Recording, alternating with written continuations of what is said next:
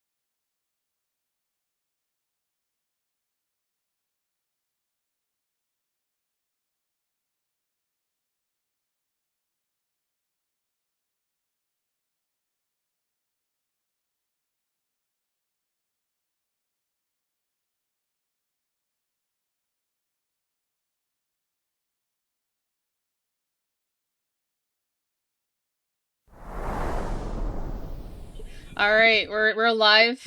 I want you to know that was probably the first thing that they might have heard. I don't know.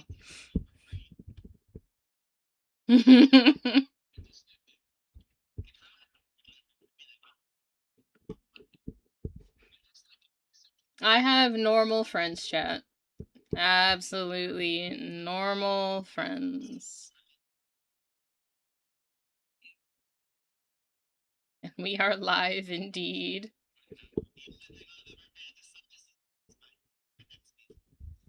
That is so fair. Also,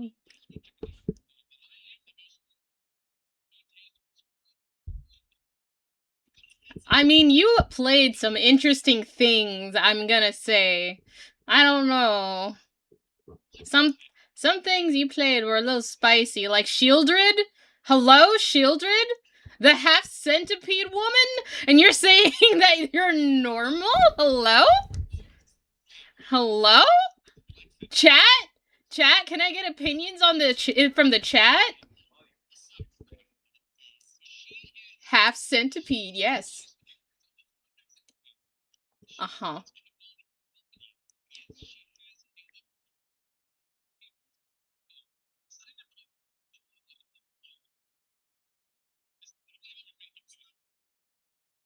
They're very quiet.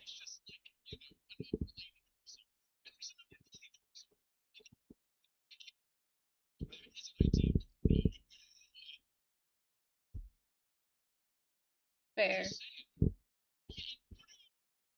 With shade, LD, you literally just played a slime. Oh, true. Listen, who doesn't think slimes are not sexy? We got a plasmoid lover in the chat. We've got a bunch of people who fantasize about slime girls. Like the slime is pretty tame, honestly. Look. I won't even disagree with you. Slime Girls is an entire subreddit on Reddit that probably has hundreds of thousands of subs. You're not wrong. But in my opinion, if it's gonna be a slime that you're going to attempt to make sweet love to, it needs to be at least vaguely humanoid shaped, right? They can be a puddle in a cup. Just like a blob. That's nicely, Sam, and it can be. They can be a blob. This cup isn't half full, it's half full of slime, baby. Just ask Also, nicely. did you notice the tentacles on that slime that I had played? They're like, Slimecles? Mm-hmm. Also, what shape you want? What if the slime always engages in interesting conversation and brings out the best part of you in a way that makes you feel safe and seen? Even better. Slime love. Look, I won't lie. I have a partner that does that. Disregard what I'm about to say, my beautiful, wonderful wife that I would not trade the world for. Same data, same. If 2/3 of the creatures from either of your decks offered that to me and I was not in a relationship, I'm not gonna lie, I would probably fall for it. Men are emotionally deprived in this world. That is very fair. We love you, Sam. Look, I'm not saying that I am. Like, I'm just saying in general. Some people like breasts, some people like butts, some people like thighs. But man, like, there ain't nothing that beats deep spiritual and emotional connection. That wins every time. Listen, Dan, listen. It's all That's fair. okay. Listen, Lily. It's not I can't always provide about that the for nursemaid anybody, which outfit. is why I'm so concerned about my chest. Wait, Say what? again, Evie? Something. Evie, I didn't hear you. Evie, I did not hear that. I can't provide that deep emotional connection for anybody, which is why I'm so concerned about my chest size. Uh-oh. Both are good. I think both are good. Listen, it's not always about the chest size. Some people aren't really even into boobs. It's fine. Some people are into Evie, smaller I ones. think you have a too. great personality, and also the rest is good. True. And Small ones are lovely. fucking LD. Some people out here starving. Meanwhile, you're fucking drowning. Come on. Listen, I am drowning, but you know what? There's nothing I can do about that. So, I mean, technically, there's reduction surgery. That's always an option. Like, yeah, you think I which can I afford support. that? Insurance would be like, that's not medically necessary. We ain't covering that. Yeah. They ain't covering Your back that. won't get broken by those things. At that point, we're getting into the subject of American, like, economic policy. And that goes well beyond my Dungeons & Dragons campaign. However, last session, last time around, Starry abused the D&D economic policy and traded in a bunch of her exotic outer planar goods for an exorbitant sum and made a metric fuck ton of money. Yay. Also, Starry, I remembered, I forgot to account for the amount of gains that you got from the location that you were in, because technically you traded an extra planar good, which isn't typically available in the location. So you should have gotten, according to my chart, 20% more. So, according to what I read, where the fuck did my phone go? God damn it, I'll just use my computer's calculator. Calculator. You made around, we're just going to say 14,000, because I think that's about what you made. Yeah, times 14,000 exactly. Wow. I just guessed. Fuck am I good. Times 0.20, add 2,800 to that.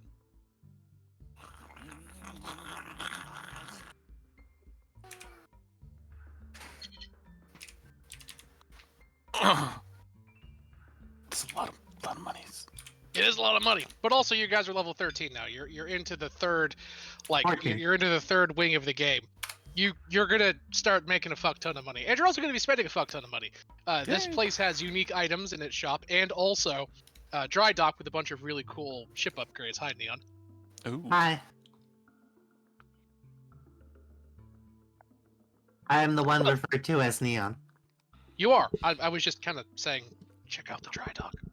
Check it out. I will do that as soon as I am emotionally available. Valid. Now that I have inhaled delicious sweet lemon chicken and pierogies, let's fully get into this. So, party, you all are sitting on the edge of the Bobber, a massive inn and tavern located over the floating river, very loosely termed, in Exhaust Port. Malconthet, the queen of the succubi, just came to town looking to get her goddamn book back. She was willing to negotiate, and by negotiate, you hand her your book or you all lose your skin. Hey.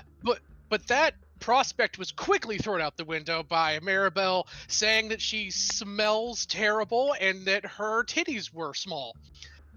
This angered the queen of the succubi, as you could imagine, and now 14 people have died. Thanks, Mari. Listen, you can't convince Mari that she wasn't gonna do that anyways. Look, I'm not saying that that you're wrong.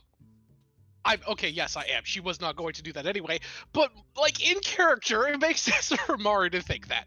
Now, that's why I said you can't convince Mari to think otherwise. Out of character, sure. In character, that's meta, so we don't know. Absolutely. As you guys are sitting there, the local constabulary, a group of paramilitary, or I shouldn't say paramilitary, that has bad connotations, a group of militiamen, is the technical term, come by, take your statements. You note that they're reinforced with a large number of robots and automated security drones buzzing around. It looks as though their main focus is now scanning the city, looking for the remains of Malconthet. Malconthet has a plus 16 to her stealth. She's not going to be found. Just letting you know. But for all intents and purposes, the Malconthet encounter and everything involving her is done. She is very securely not going to be pissing with you again, at least in the near future.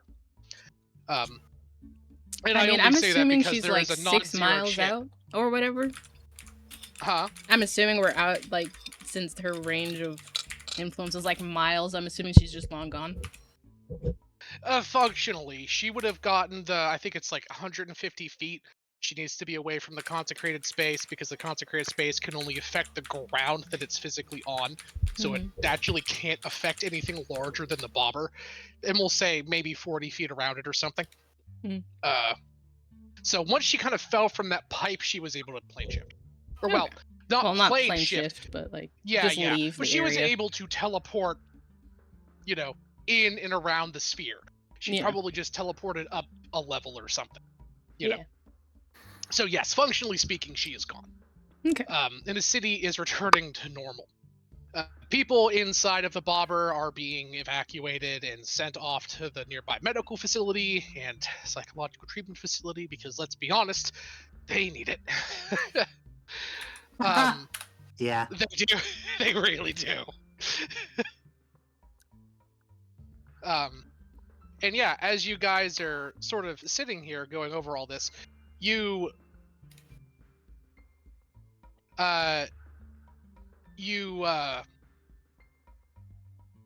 told that, you guys are, the heroes who stood up to the succubus queen, and that, your efforts were greatly appreciated, and, the city owes you a debt, blah, blah, blah. You guys have heard this shit before. They do Leon's also...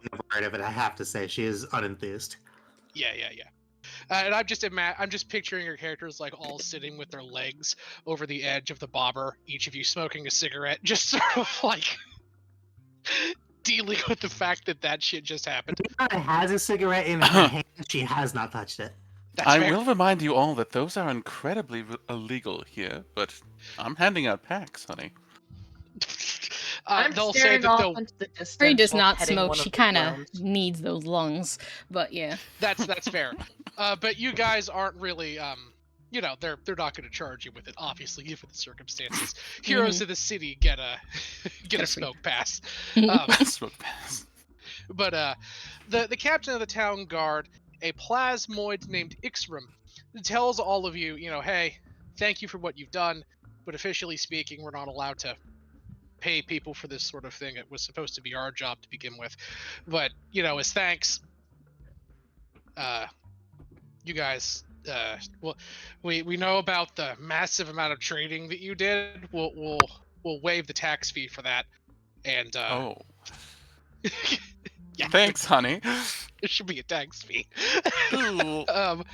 But they'll also tell you hey, you guys don't have to ever pay to dock your ships here ever again.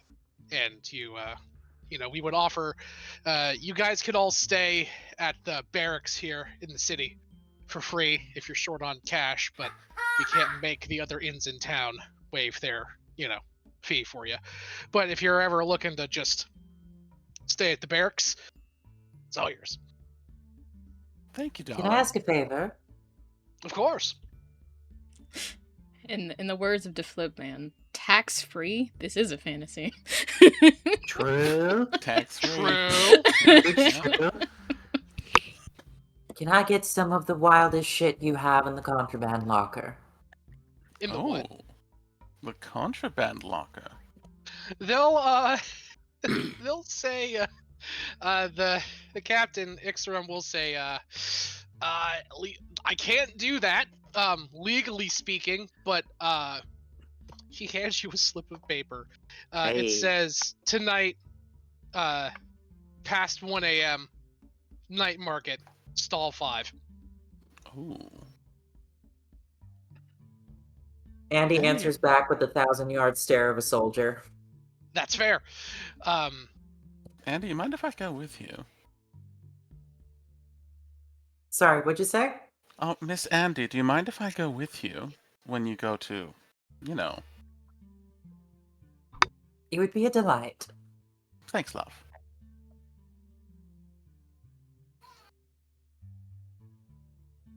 Anyway. So yeah, you guys are just sort of decompressing after the events here. You can stay at the barracks for free, but as you would imagine, they are at best modest accommodations. The Bobber, which is the fanciest inn in town and tavern, is going to be shut down for the immediate future, as they have a lot of blood stains to clean. So And true. the Vinegar, man, proprietor, a lot of vinegar is going in there. yeah, and the proprietor of the establishment is currently being evaluated. No, okay. I'll vouch for his chillness. No, Smiling not Malroy is a because nice of guy. that. he is suffering severe mental trauma, is why he's being evaluated. Oh. He needs a doctor. Anywhere to talk about that. He needs a medical professional. He needs help. Anywhere to talk about that. True. I've been Anyway, at this Actually- sketchy hotel a long time, but I've never seen anything like this. Indeed.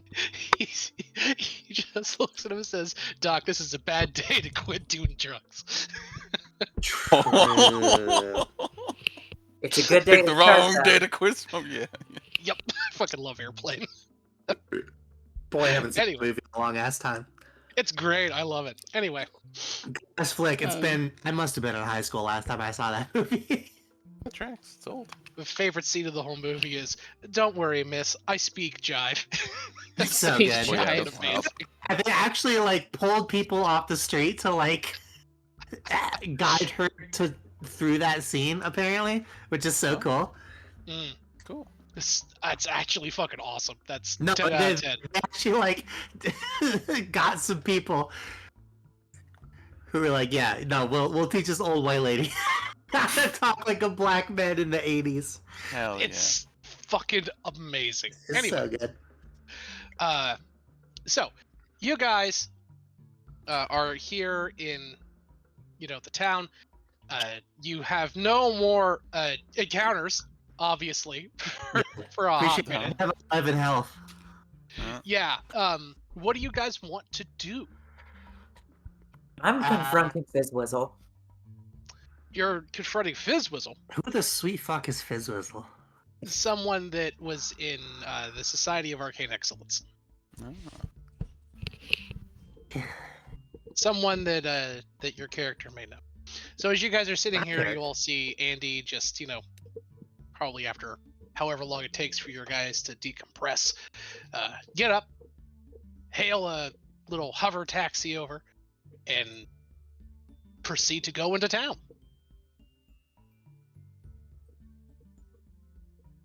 All right, Andy, where do you want to look for Fizzwizzle?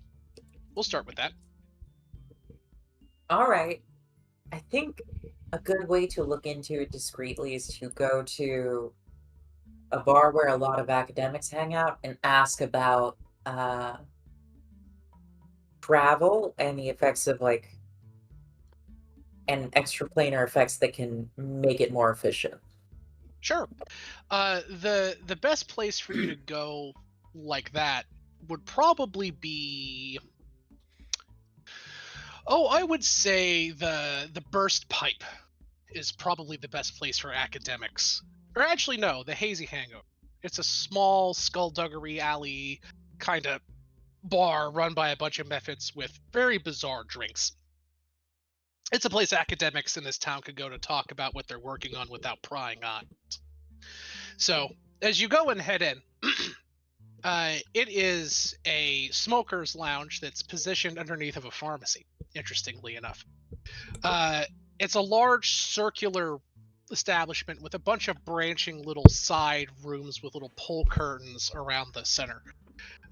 In the middle is a big circular bar, kind of similar to the one in here, but this one is, interestingly enough, kind of floating in the air, and these little smoke methods, four of the things, zip around carrying trays of cocktails and what have you. The entire area is filled with a dingy, grungy haze, and instead of people sitting at the bar, they kind of sit around little clusters of stools and chairs about the establishment.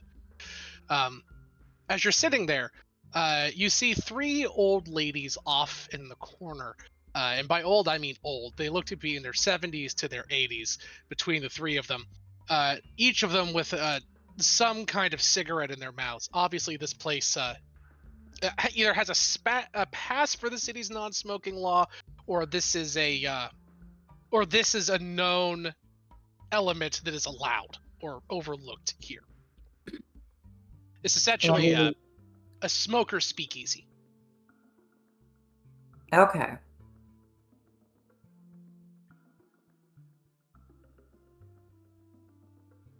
Okay, as you are sort of seeing them, these three old ladies, they're all Githyanki, by the way, so they all look like the lady that runs your castle, whose name is escaping me.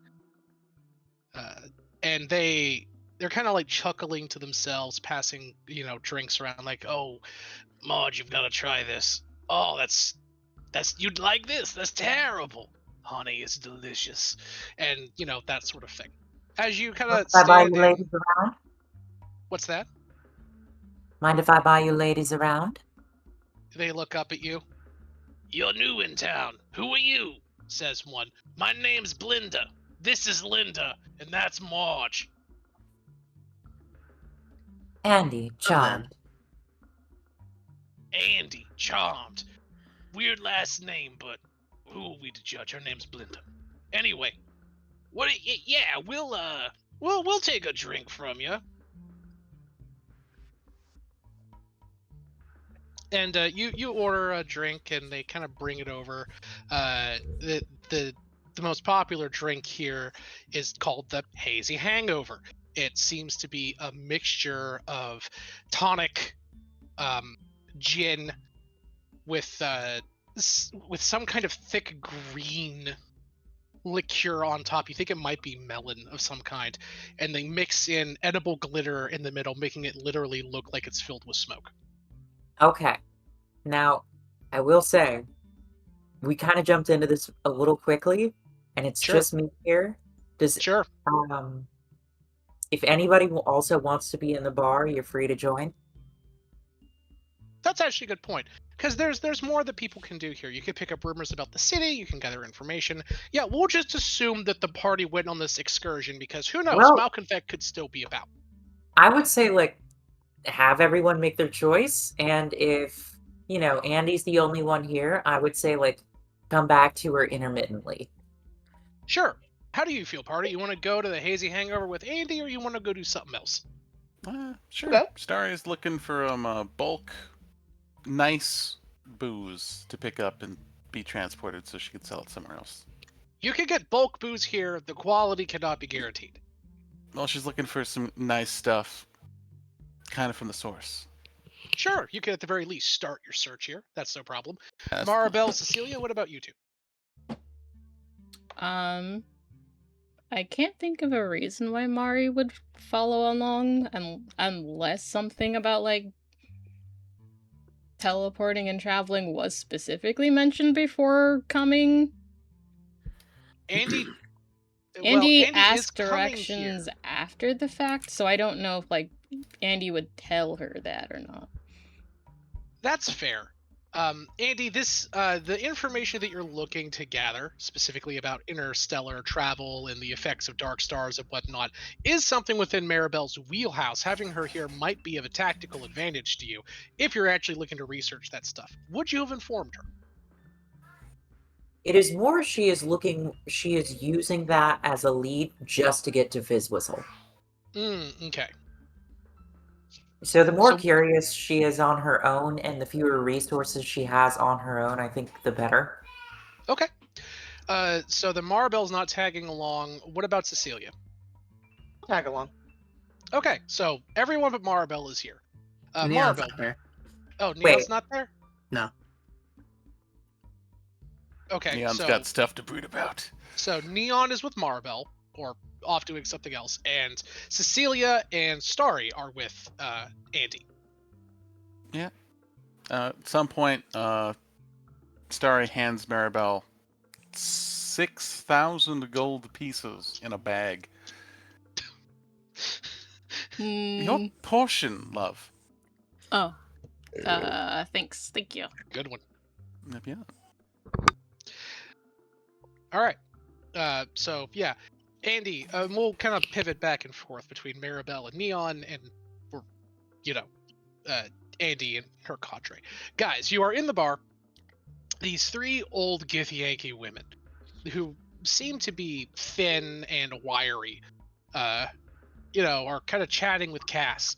Also in the bar is these Mephits, one of which seems very upset. He looks like he's beside himself, wringing his hands and whatnot. Is there anything anyone else wants to do in the bar while Andy is conversing with these three sisters? Asking Is there around the... any Go ahead. Oh, asking around the bar if anyone knows of some of the best places to find vintage booze, specifically made in this place. Interesting. Give me Where's the give me a exhaust port special? Give me a persuasion check, Starry, and remove 50 gold from your character as you kind of have to pry information from a few people and, maybe buy a round of drinks or two. Grease That's and exceedingly palms. good. The hell? Oh, that's funny. So yeah, you talk to a couple of sauced patrons, and they say, "For gotta be honest with you, buddy, most of the liquor here comes from or imports.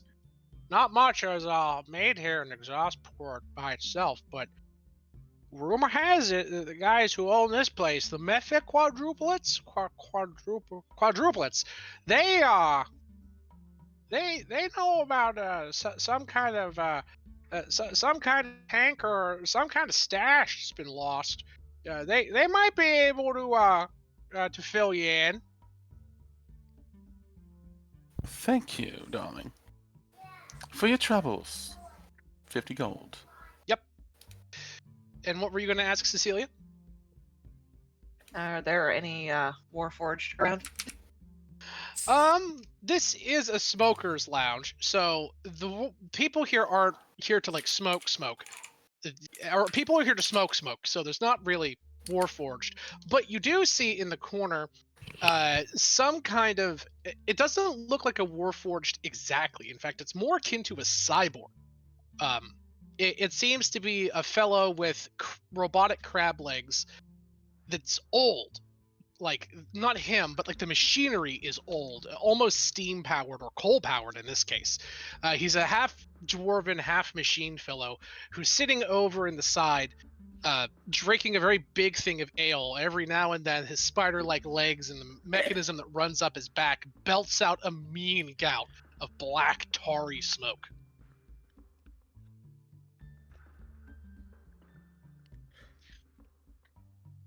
Interesting leg design.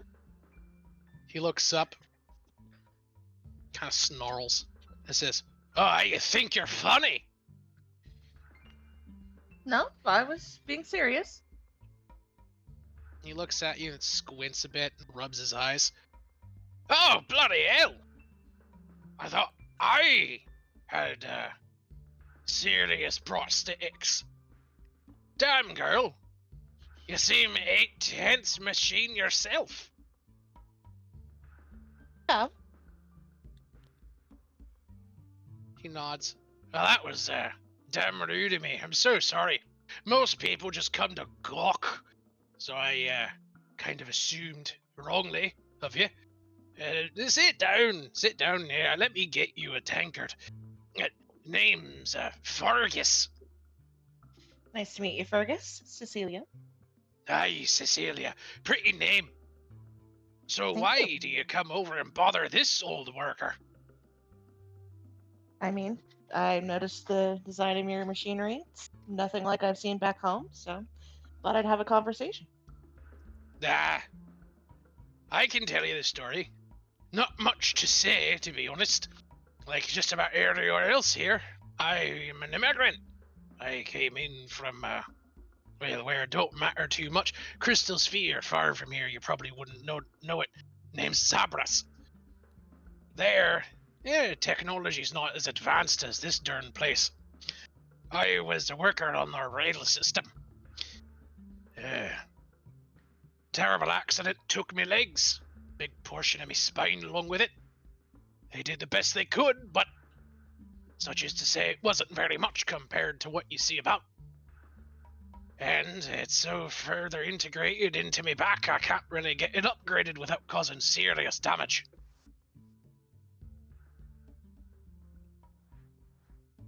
So sorry. I'm gonna tell him about one of my lives where, in an attack on bandits that killed my parents, I lost an arm and a leg, and once I started augmenting, I didn't go back and continued to upgrade myself over time.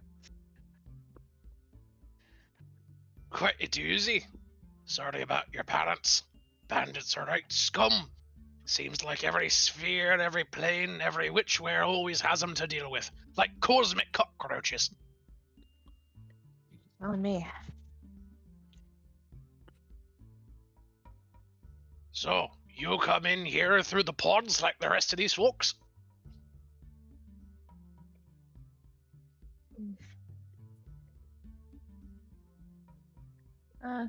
No, I'm not a pod. But you enter manually. That's not too common. Yeah. We were in this place called Thunder Junction and got directed this way, and here we are. Can't say I've heard of it. But from what some of the others said, specifically the people down there at the League, turns out there are entrances and exits through the topper layer. So, must be one of those. Darned impressive. Not heard of too many fighting their way down past the first down to here. I mean, my friends are pretty tough. Sure they are. Well, as you converse with Fergus, roll me a d6 as you guys make a mild conversation. 6, 6, 6. Ah. You learned. Well, it doesn't like. There's not. I mean, guys, this isn't like a value thing. You're learning a rumor on a 1d6 table. Like Yeah, each one is equally number. Okay, I guess. Cecilia, you have learned from Fergus there is an eerie whistling that comes from the pipes at the water line. Anyone who's followed them has never returned. That seems cool. Someone I should probably bring that up to. Probably. The rest of you. We're gonna pivot back to Maribel and to Neon. What are you guys doing while your allies are down inhaling carcinogens? As always. Kind of hard to avoid in this town. Neon is checking herself and Vivian into a nice hotel. As you're the closest thing that qualifies as a nice hotel in here. The nicest place in town that's like a hotel is a place called the Breach. It's the equivalent of a high rise, and it's called the Breach because the very top floor, which is where the expensive rooms are, breach the cloud of haze that kind of hangs over the city. It is pricey though. It's 300 gold per room per night. 300 gold coming up. Okay. You're getting a single room. Yeah. The guy leans in, raises an eyebrow, and says, "A one bed or two?" 2. Thanks. Give me a perception check. Okay. Perception check. That's a spicy 17. You note that very subtly Vivian's ears droop a little bit. Well. Oh well. Oh well for her. Okay. You get a room, and you and Vivian sit down.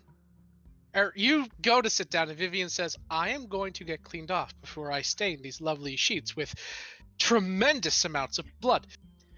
And then yeah, she stops, sure. touches her mouth, and realizes that that's your blood. And she looks horrified, remembering what happened. Neon is inspecting the bed sheets so closely. They look clean. Hey, nice. Good. And then she remembers everything else you guys were doing. And she says, look, do you want me to go back to my house and give us a couple of days after everything? You know, that was intense and horrible, but not too horrible. I mean, and she begins to fumble.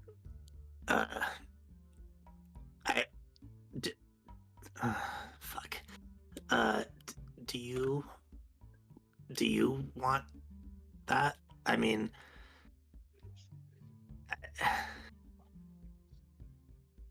I feel like I should apologize. Ever since, we've met back up, it's been one fucking thing after another, and if you It's not that I need, want that. I'm not. She looks at her mouth, or looks down at all of her, and she says, "I'm an engineer. I'm not a soldier or an adventurer. At least I didn't think I was. If this is the kind of stuff you have to deal with, I understand that. I'm not judging. I was attacked or affected by an elder demon thing. Yeah. The nastiest thing that I've had to fight up until now are the slimes that ooze out of the pipes occasionally in the office. And those things burn, but that was something else. I might need some time to just come to deal with all of that. That's obviously that's fine. Of course, that's fine. If there's, I don't know what I could possibly do. If there's anything though, no, tell me. But that's the thing, though. That's where I'm conflicted at. I want, and she kind of ignores the fact that she's covered in dried blood and various other bodily fluids. And she sits down, puts her hands on your hands. By the way, that wasn't supposed to be gross. Although it turned out to be much grosser than I intended. Neon flinches back. She does not allow to be touched right now. Wait, what? Vivian goes to touch her hands and Neon pulls back. She holds her hands up. Okay, I get it. Sorry. No. Fuck. Sorry. No. Believe me, everything that you've went through, how have you survived this long doing this? That was the wrong question. I mean, I want to help you. I want to help you find your family. You've done so much for this city throughout your life, given day after day valuable research. Finding that water supply line to the town was invaluable. And now I feel like I'm finally seeing a part of your life that I've always wondered about. And it's amazing and exciting and horrifying. I want to be there to help you, but I'm a liability. That thing, just being near it, it made me not me. That's terrifying. Hey, I mean, I didn't forget you. I'm the one who's supposed to be used to this shit, and I was it's fucking helpless. I don't think anyone can get used to that thing. But I want to help you. I just don't want to hold you back, or worse, get you killed. Get me killed? I'm the one who doesn't want to get you killed. And if that happens, and I'm there not able to protect myself, we both die.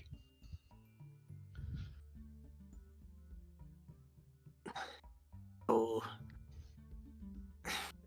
What? I don't know. Fuck, I don't know either. For now, though, shit. let's get a shower. We don't need to decide all this. And there is a really good view here, and I hear the cafe at the top, at the peak of the breach, is really nice. Maybe we could not forget this all ever happened. I'm pretty sure what happens is going to be scarred in my mind until I die. Every time I close my eyes, I don't think I'll not see that. But we can at least pretend for a bit that it didn't happen. Yeah, okay. Yeah, sure. That sounds doable. So, the reason why I'm bringing this up to you, Neon, you now have the opportunity to gain a sidekick. Whoa. A tech Vivian. Maribel has a sidekick, Susie Split Fingers. Cecilia has a sidekick, the little robot girl. or little like tech priest person that's following her around back at Sigil that I think most of you have forgotten about, and Starry has a sidekick, the Nathira. neutral evil alchemist lady. Yes. Now you have the opportunity for one too. She's saying she wants to help you, but she doesn't want to get you both killed. She's hinting at very badly because we kiss on Autism Mountain in this campaign. Hey! Very badly that she wants you to teach her to not suck. Huh.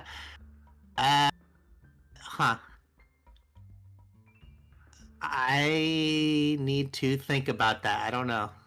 That's fair, and that's why we're discussing it in character while you're or we're discussing it at table while they're discussing it in character. We'll assume that as you're mulling it over, you guys are having a delightful lunch at the peak of the breach. The name heavily awkward. I cannot stress enough. Neon is being so weird. Oh yeah, absolutely. Oh, so is she. She literally takes the time to wash the blood off of her face, pants, and chest. Maybe change it to a new pair of clothes. No deodorant. She doesn't have that with her.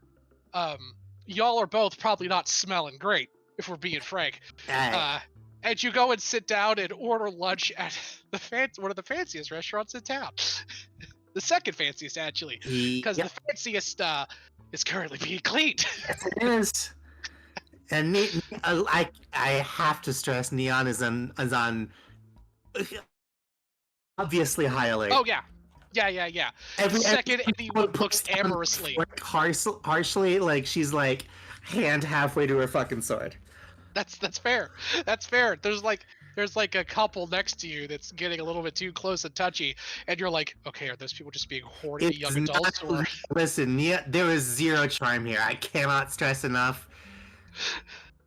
So this atmosphere. This guy goes to kiss his girl on the neck, and he does, and then he looks up and sees you just with your hand on your gun. Shatters her glass in her hand, saying that like she's. And then the guy's like, "Honey, I think we should go back to her." Oh, I think so too. No, now, come on. Like that. All right, Mari. She's fucking ruining the mood. Absolutely. Yeah, 100%. And Vivian knows too, but she's not saying anything. She doesn't even disagree. All right, so, Maribel, what do you want to do during this entire escapade?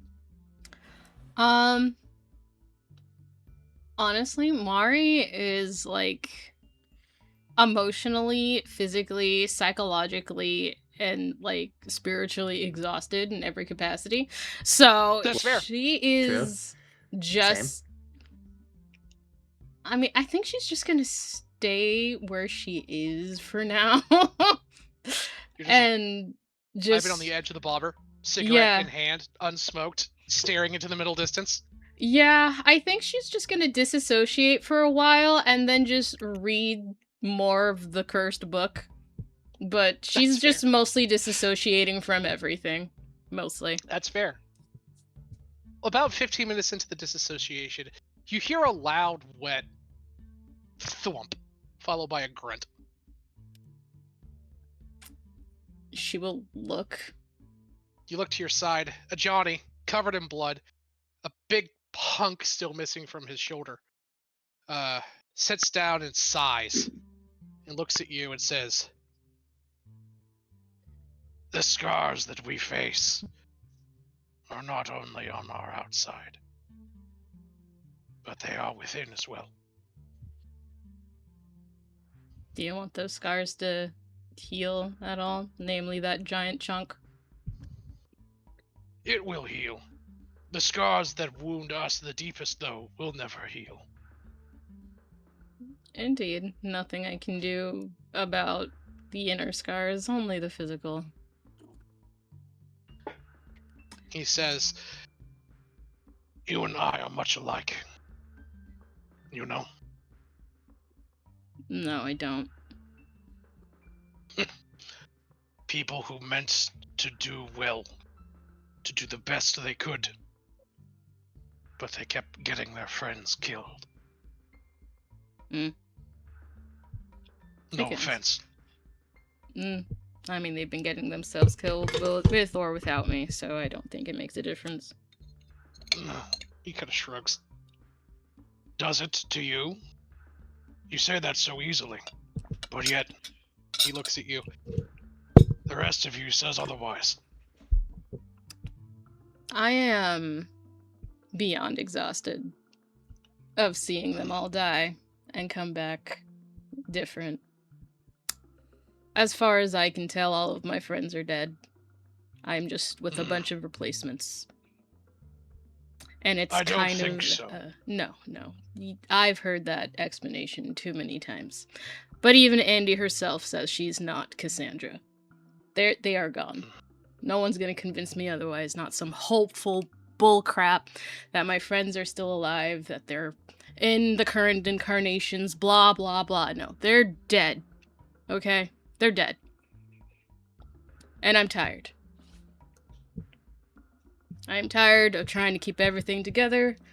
I am tired of being strong. I am tired of making sure that we go where we need to go. I am exhausted. And I am so tired of all the secrets that everyone has. Based off what incarnation is there. I don't have the time nor the strength to figure out everyone's secrets to make things right. I am immortal. I mean, I am also immortal in the sense that eventually I'm sure I'll die and then reincarnate like the rest of them. But I'm still mortal in the end. And I am sick and tired of all of it. Johnny looks to you, and with a sincere tone and kind eyes, he says, I am sorry for your loss. Losing your friends like that, more than once especially. He shakes his head. I could not imagine. Yeah. I know. But I imagine you've had your own trials too, so I get it. He looks into the middle distance and says, none that I have not set upon myself. Fair. Do you think reading the Cursed Sex book is really the best idea? After everything? He kind of nods to the book. Ironically, yes, mostly because of everything. That way it's not a waste to begin with. I mean, she said I can keep it, and it's not a problem, so if I just stop reading it now, then that made that whole scenario entirely worthless. Have you ever heard of something called the sunken cost fallacy? No. I thought not. Don't worry about it. Okay. I don't care who you are, that was funny. Anyway. No, that was funny. It was funny. I was giggling with my mic off. Tim, I'm too deep into this not to worry about it. Tell me about it. Tell me about it now. Exactly. No worries. He looks at you and says, and what exactly do you wish to learn from that thing? He nods to the book. He says, surely you can only master so many ways to bend oneself. I don't think I intend to practice anything that I read, but maybe someone in the future could find this information really useful. I would not be... looking at one of the pages in the books. So, Leonins don't blush. Their manes frizz a bit. Like a cat being scared, almost. And he kind of just leans back and pretends like he didn't see anything. That's fair. Yeah. There is some interesting things in here. Knowledge is power, and some power is more cursed than others, I suppose. You know. I've read enough cursed books to know that for a fact. He kind of looks at you. At least you see the theme. Oh, it's not lost on me, but I mean, as I said, maybe someone I run into could find the information that I learn useful. That way they don't have to know all of the information to get to it. So what? You see yourself as a noble vanguard, shielding the masses, or the interested, from dark eldritch dangers that you yourself have delved into.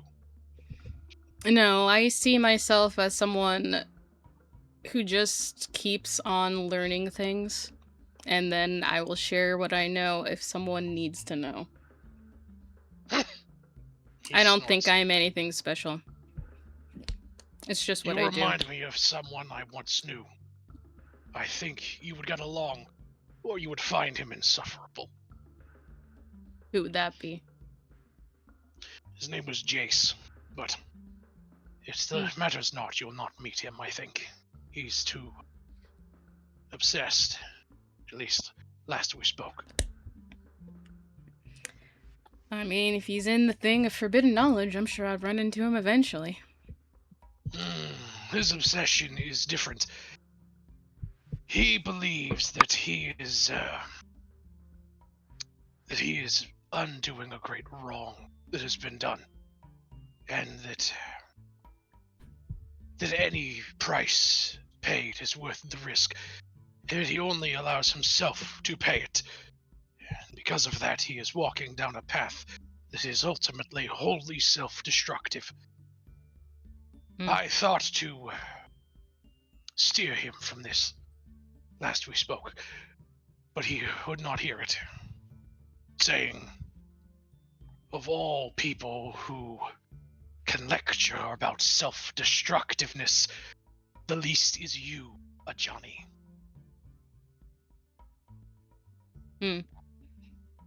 I mean, I don't really think anyone can lecture anyone about that, because no one really knows what paths people have walked. You are right, I cannot. Indeed. And I do not with him. But I do see what it is doing to him. Destroying him. He was my friend, and a poor friend I would be if I did not try to save him. That's fair. And he looks at you, and looks at the book, and says, and a new friend I may be to you, but I feel much the same now. Beware these things. Taps the book with his claw, wiping it on his fur, and it comes back sticky. They take a toll on you. And I believe that even though you have weathered the worst of their effects, the magical, I mean, the knowledge therein, and the weight that comes with it, kind of tilts his head to the side, it weighs on you greatly. And no one deserves that. Probably. You're probably right about it. Something does come to mind, though. He says, as I understand the demonic entities from your realm, they cannot die save their destruction in their home, yes? That is Malkinthet's personal book, more of a journal. Excuse me, as I understand it, yes? This might come off as somewhat lewd. Appropriate given the circumstances, but if ever there was a way to find a back door for her, it would be in that book. Perhaps, in the future, we could make Malkinthet pay, in a more permanent sense, for what she has done to us, and the poor people of this town. I was gonna think on that. She's not really sure if Malkinthet wrote about herself or anything in there, but she's gonna shrug. You could check. Yeah, she'll check. The back is indeed something of a journal, detailing her many, and I mean innumerable exploits. The fall of empires, the turning of gods, the bringing down of the chaste and the pure to their lowest levels imaginable, the damning of the souls of gods and their petitioners. Horrible, terrible things. Things that make the Book of Vile Darkness not look pale by comparison, but it is a wholly different evil. The Book of Vile Darkness was clinical, written by someone with results in mind. almost like a journal. Think of it like reading the notes from a Nazi concentration camp experiment. Undoubtedly evil, undoubtedly cruel, but clinical. Like This a is not that. clinical textbook. Yeah. This is viciousness, cruelty, pain, perversion for the sake of it. No results, no change, no want for growth or alteration of the greater schemes of the world. Just a journal written almost like by a teenager. Petty and painful and scathing and cruel just for the sake of it. But spanning thousands of years, ruining countless lives. Then in the back, you find a little spot detailing her home. A little corner of the abyss to call hers. And she does detail how to get there. Secret ways in, almost like an invitation to those who made it this far. Clearly a trap, but one that holds enough truth that you believe that you could find a way in if you tried. Well, If anyone could, Maribel could. True. he's like, well, you might be onto something there. There does seem to be some info on that. Yes. The specifically, she rules over a layer of the abyss that is all her own. It is called Shendilvari, the 570th layer. Its title is The Layer of Heaving and Shuddering Flesh.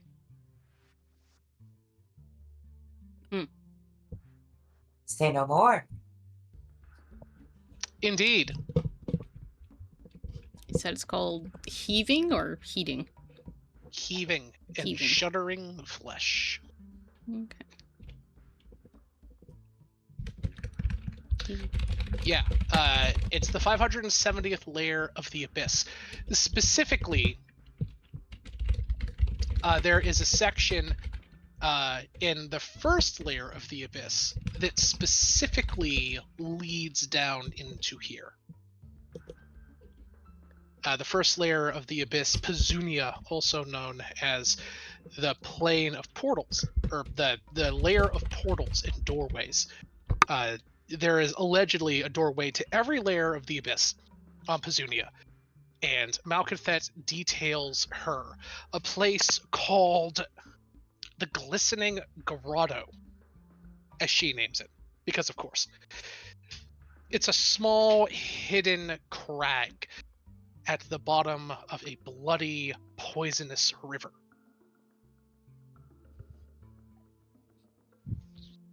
That is an interesting location. Okay, and just to double check, make sure I understood, the Glistening Grotto was where the layer of portals and doorways? That's the name So of it? I will spell it out here. Okay.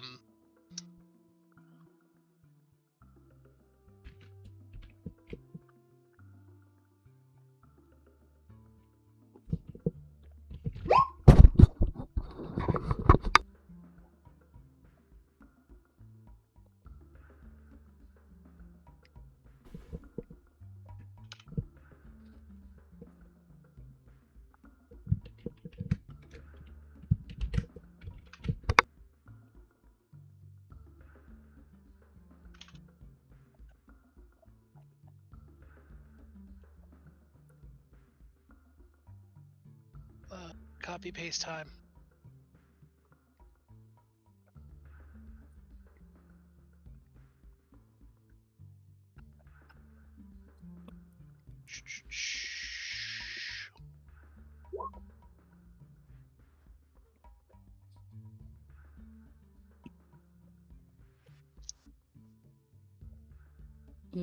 Okay.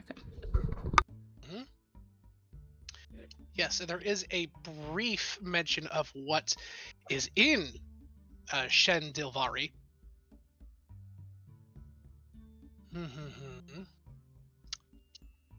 The realm of Malkanthet, Queen of the Succubi. Before making it her domain. It was a vast plain of living flesh, but Malkathet turned into a beautiful world of grassy hills on the shore of an ocean under a perpetual sunset. Among the carefully built white buildings throughout the hills, her seat of power was the coastal city of Rivenheart, said to contain all possible pleasures and desires that tempts its visitors into relaxing and letting down their guard. It was home to the Radiant Sisters, Malkinset's personal guards. Huh. Okay. Surprisingly pretty. It would be. That's what you learn from the book. Okay. Johnny looks at you and says, well, that's a start. We'll need to get much more dangerous, though, between now and then. Malkathet was powerful here, unstoppable at the moment. But she will be even more deadly in her home, her seat of power. Not unbeatable, but dangerous. Perhaps a fight for later. Likely for later, for sure. In the meantime, I think probably learning what I can about fighting demons in their home turf is probably ideal. He looks at the book and says, well, I think you'll not find such things in those pages. Oh yeah, no. Not that kind of fighting, that's for sure, and I certainly am not doing that. He looks down and says, yes, I don't think you could take her. And also not in a fight. And then he kind of bumps your shoulder. She'll bump him back. Be like, yeah, no, I'm definitely not. Oh, gosh. Well, as that whole scene pivots, Andy, you're back at the bar. The I'm sisters at the have bar. had a round of drinks or two with you, and they sit around laughing and giggling. The one in the back, Glinda, says, yeah, that's what that two-timing hustler tried to take my chips out from under me. Can you believe that?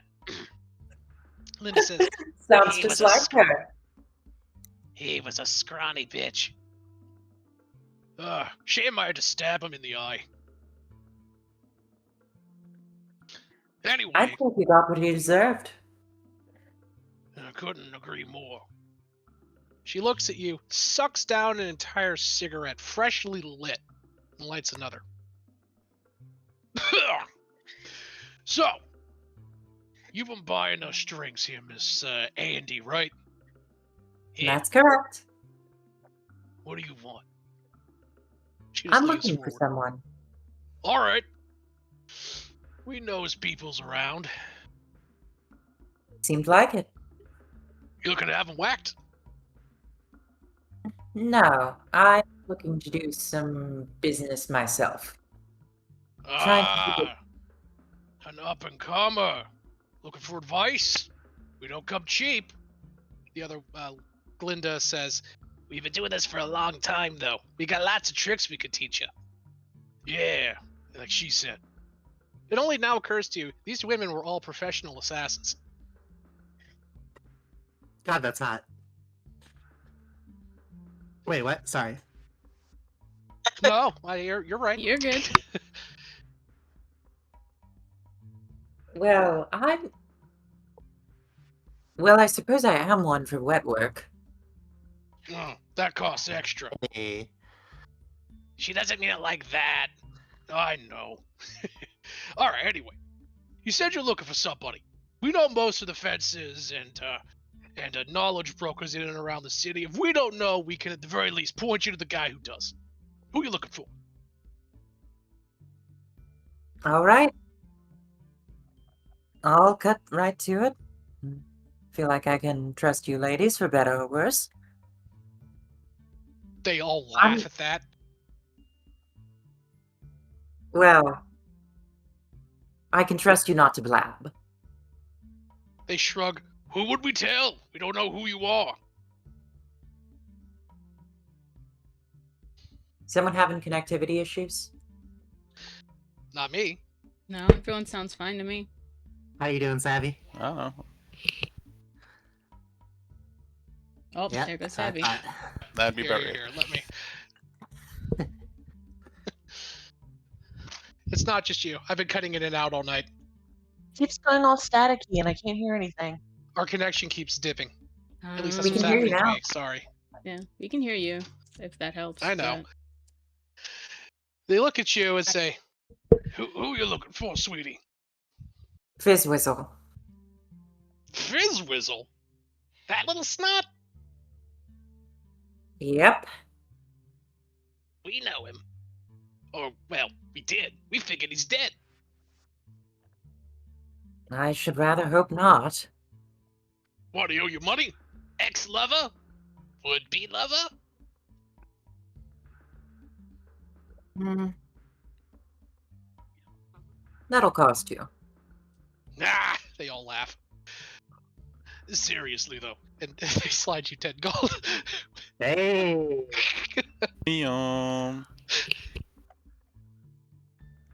What's the goss? You do note, Andy, that these are some old gossiping crones.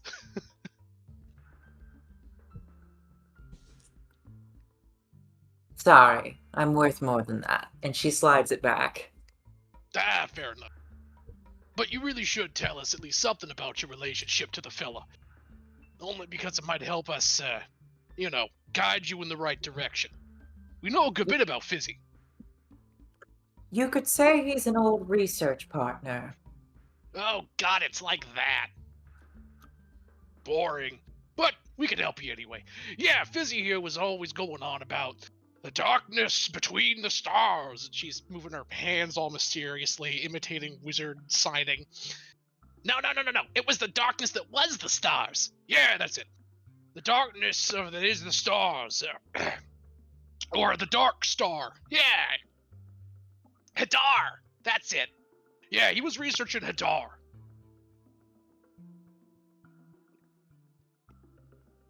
Oh. Well.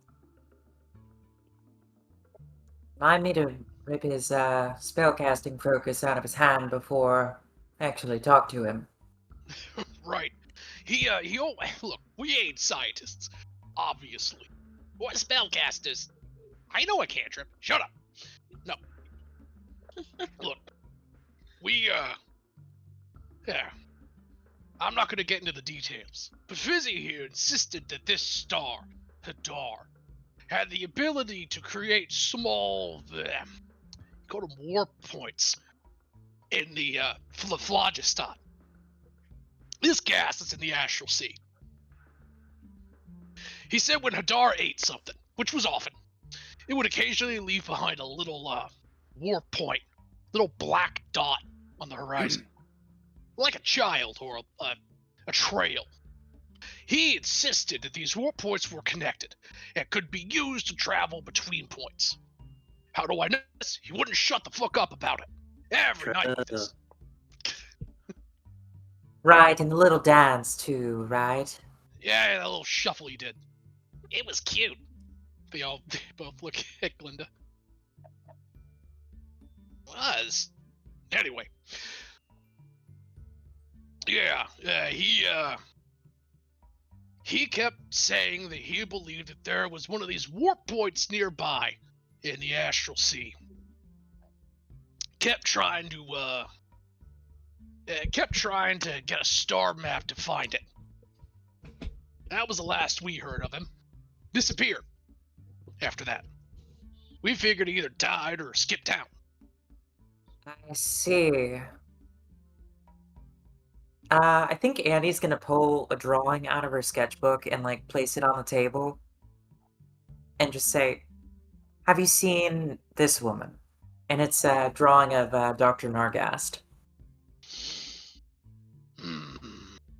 They lean forward. Wait, wasn't she? Yeah. She was with him once. Around the same time he disappeared? Just before it, actually, yeah.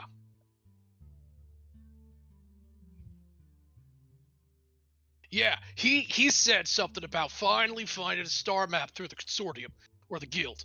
No, you probably don't know. You're an out-of-towner, right? Here in town, there's a place called The Guild of Spherical Cartography. They mostly deal and trade in maps of within the sphere, but they also sell star maps surrounding the sphere. Not many people are able to actually get in and out of the place. They'd have to be trained and tough. You can get out. There are hatches on the top level, but they're just hard to get to. For people that do get out and get into the surrounding system, they chart it and bring the information back inside. It's extremely valuable. Can net tens of thousands of gold. Find something interesting. So they occasionally have exactly what old Fizzy was looking for. Well, she kind of like mulls her hands from side to side. He talked to this lady, and he said that he found something like it. She was very interested. She said, what was it? Something about piloting a shuttle out to go check it in person. And she said that she will be willing to front the money for the expedition if he would be her guide. Now, that little bastard danced and danced and danced. He disappeared a few weeks later. Of course, she would get to him first. Rival? Rival in love, more like. Andy, without like changing her facial expression, just says, disgusting. No, you don't want to have sex with her, you silly goose. She's taking the man that you're after. Doubly so. She looks to the side. It said, Marge, shut up. Linda looks at you. It says, look, what your business with this guy isn't any of ours. Or her. But she's not been back in town. She spoke with the little bastard. But he would have gotten all of his supplies from the trade. And he would have had to have gotten a star map, probably more than one, from the guild. If you want to track him down, you can start at either of those. Where did you say they were going? He didn't. Shavat? Wait, what? The place that they wanted to test that theory on the star map? Oh, it was a warp point in space. What did you say? Shavat. I didn't. Shavat. Shavat was the place that half robot dwarf that Cecilia was talking to was from.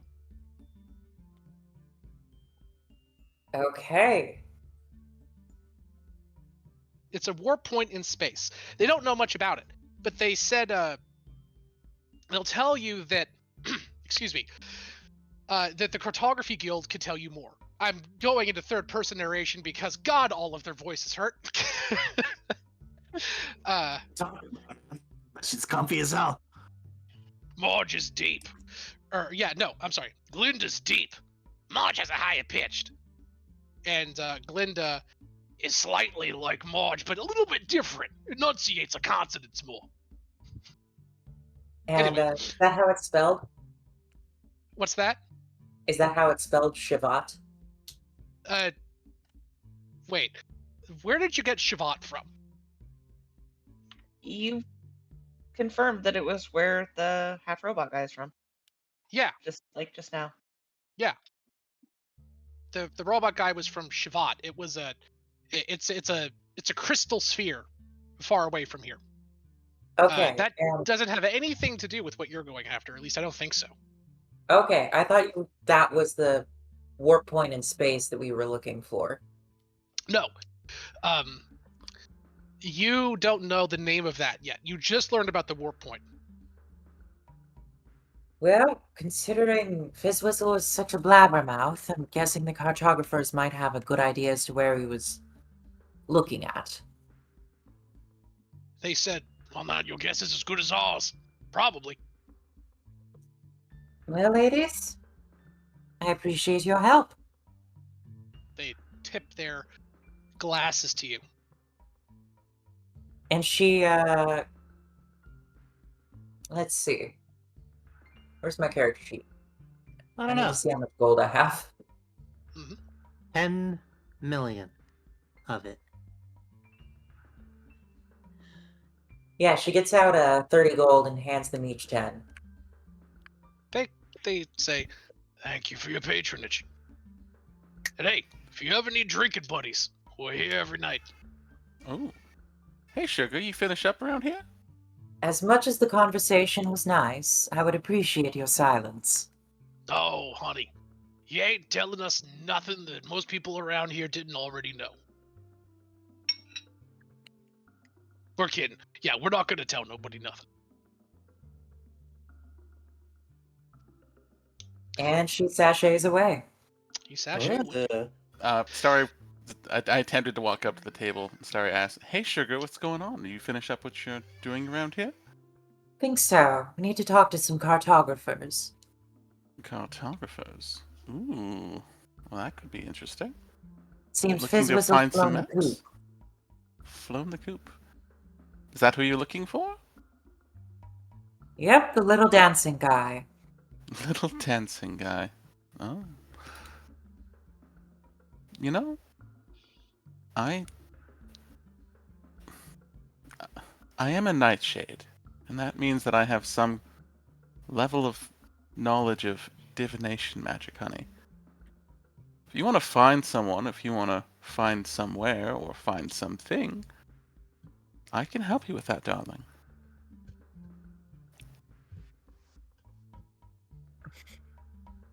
Either way, let's be on our way, I suppose. Yeah.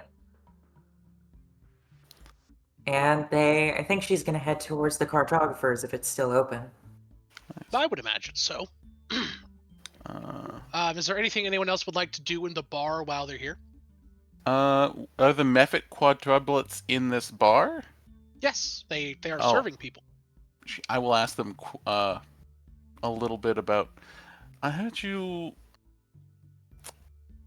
quadruplets have knowledge about a stash somewhere. Something about high-end booze. They look at each other and say, "How'd you learn about that?" Oh, I have my ways, honey. And then she moves her hand and a little bit of magic sparkles through the air. Ooh. I have many ways. Fine. One hisses. Yeah, we know. We know of a stash of booze. Why? Anyone could cut a nice girl in on it. They look to each other, begin grumbling. How do we know you won't just steal it out from under us? I'm not about stealing, I'm about exchanging. I'm a businesswoman. Here to conduct business. Fairly, equitably. They Are think you for a minute. business individuals yourselves? Yes, but you new in town. We don't know you. Yes, I am new, and I'm the reason why probably most of your patrons stopped making out with each other or got mid-coitus while things were happening above. Heard about that. I stopped that. Well, helped. She looks up and then looks down. She technically was dead. Right. Good point. How about Andy deal? is so tight-lipped right now. How about deal? We have problem. You solve problem. We share information. We split booze hall 50-50. For me solving your problem? What kind of problem? Not big problem. Technically big problem. Shut up. Go on. He leans down. Have you heard of our flyer? No. I only just got here, honey. Good point. Hazy Hangover. Home of 8-eyed snail sauce. It's thick. It's sauce. Very popular. It's got 8 eyes. No, the snail that makes it has 8 eyes. It's thick. It's sauce. Honey. It's thick. It's sauce. Go on. Anyway, distilled from slime from our best asset. He our pet. Oh. Shut up. His name Lenny. You gotta call it an asset, really? Or I'm sorry, Lester. His name Lester. Problem. It's even worse. Lester broke out of. It is. Lester broke out of cage. He gone. We can't find. Too busy running bar. Uh-huh. Lester gone. No snail sauce. No snail We also sauce. care for him deeply. We love Lester. Shut up.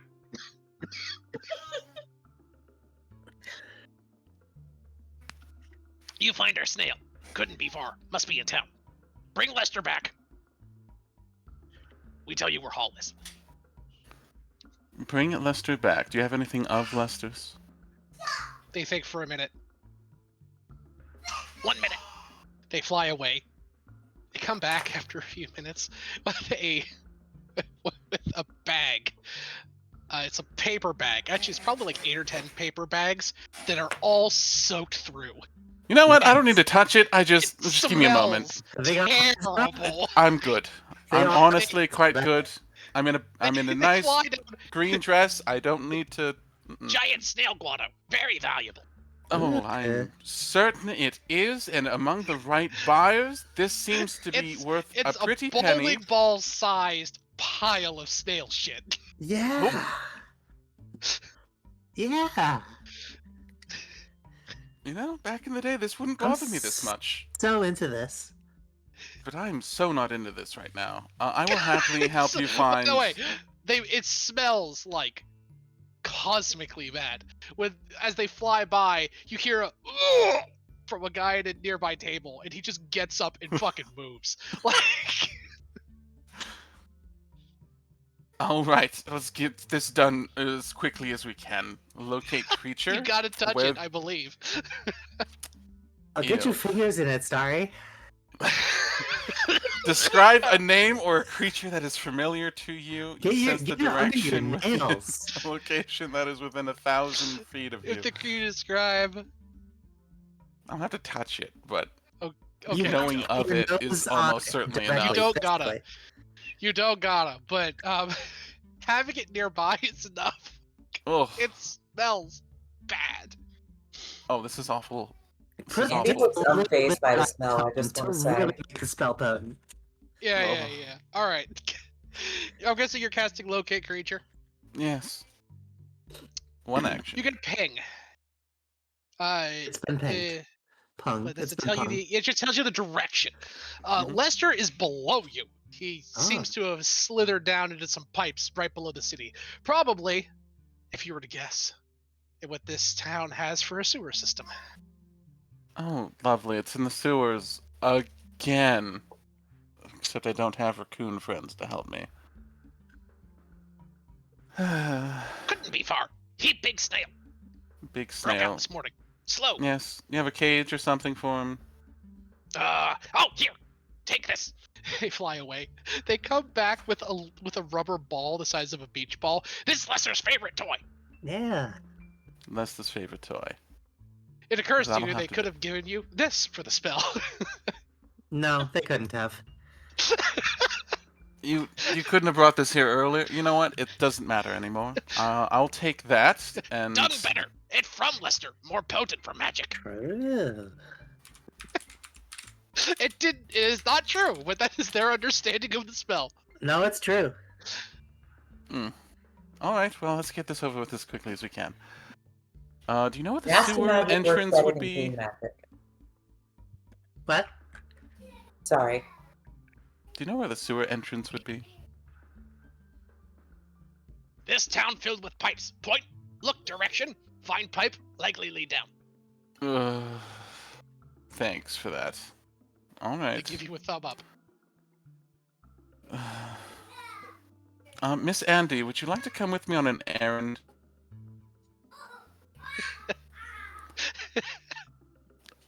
I'm gonna be honest. It's gonna be disgusting. We're gonna be in the Okay. sewers. There's gonna be a goo ball thing that smells atrocious. Doesn't smell that bad. Cecilia, would you like to go with poor Andy and Starry into the sewers? I still have to go to the cartographer. I'll help you with that if you help me with If you this. guys come up to me while I'm like having a chat and ask, I will go. Miss Cecilia, would you like to tag along? I'm just going to the sewers. Just Sure. your sewer trip. Sewer trip, The- you know. The Always fun. violently Scottish half-robot crab dwarf that she's talking to pipes up. What are you talking about, sewers? Something escaped. What, that darn snail? Again?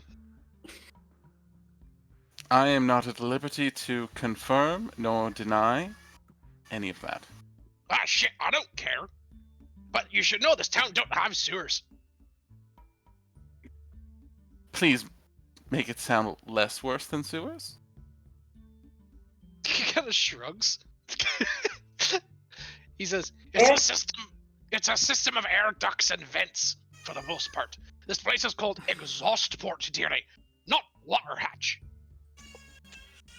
Thank goodness it's not water. I'd die. What an odd thing to say. Anyway, beneath the town, there's a series of crisscrossing and highly complex air ducts and ventilation systems. Some of them so small you could barely fit your peen into it. Some of them so large you could fit, he thinks for a moment. Excuse you. You could fit a small town in. Huh. Peen is slang for town, by the way. Peen is definitely slang for town. It's slang for town. Excuse you. Did you say that, Sam? Yes.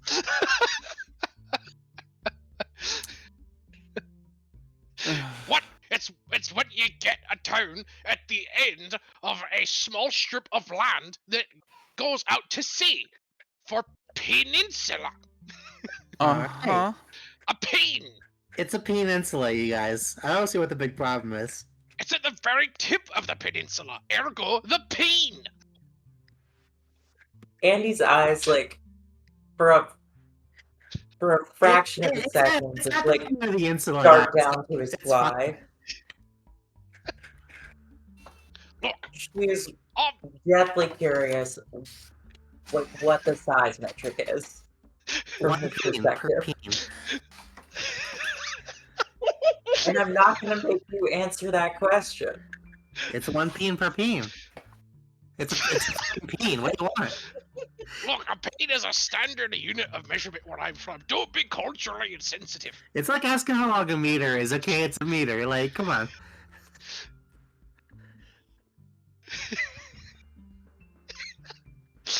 Let's go. Anyway, seems like I'm going to be taking a trip to the pipe system.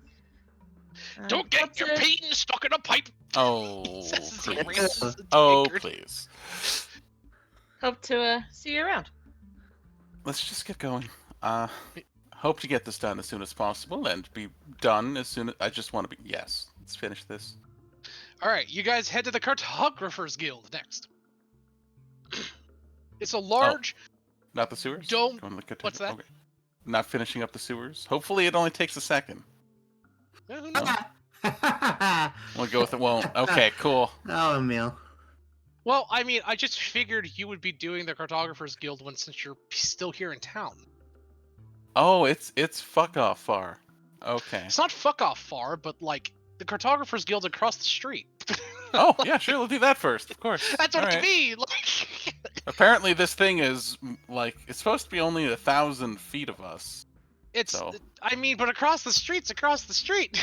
Yeah, but this thing's also potentially getting away at some speed that is also Oh. snail speed, so, like, All I right, don't fine. know. You guys go to the sewers first. Or the I air mean, quote we could do sewers. the cartographers. I just assumed it was, like, a sort of chase. Not really. No.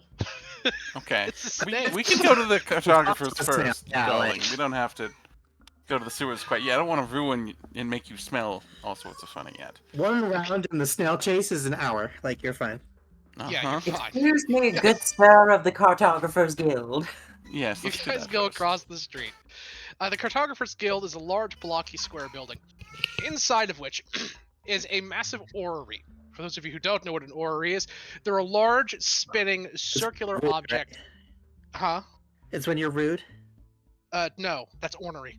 An Uh-huh. orrery is a large circular object, mostly from medieval alchemy and that sort of thing, that tracks the positions of heavenly bodies in the solar system. The heavenly bodies here are large, floating, glowing spheres. And from a control panel, about 10 or 15 gnomes run around and, work on various charts and measurements and chalkboards and things like that. Occasionally, one of them goes into and out of, this is all one colossally large room, by the way, about the size of a football stadium. Every now and then, one of them runs to a little cordoned off section to the side that is literally just stacks and stacks of bookshelves, kind of in a semicircle, that has countless charts and maps and parchment and books and things like that.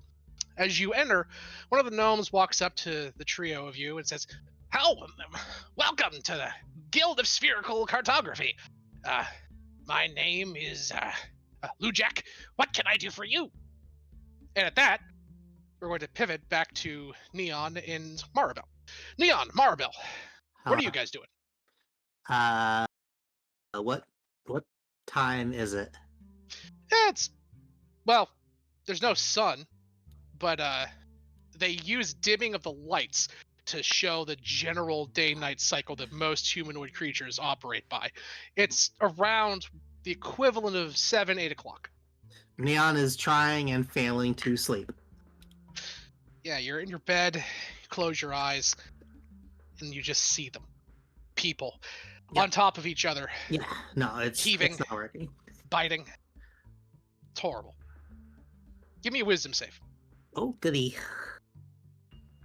Wisdom saving throw. Oh, it's an 8. No, it's a 9. I got a 9.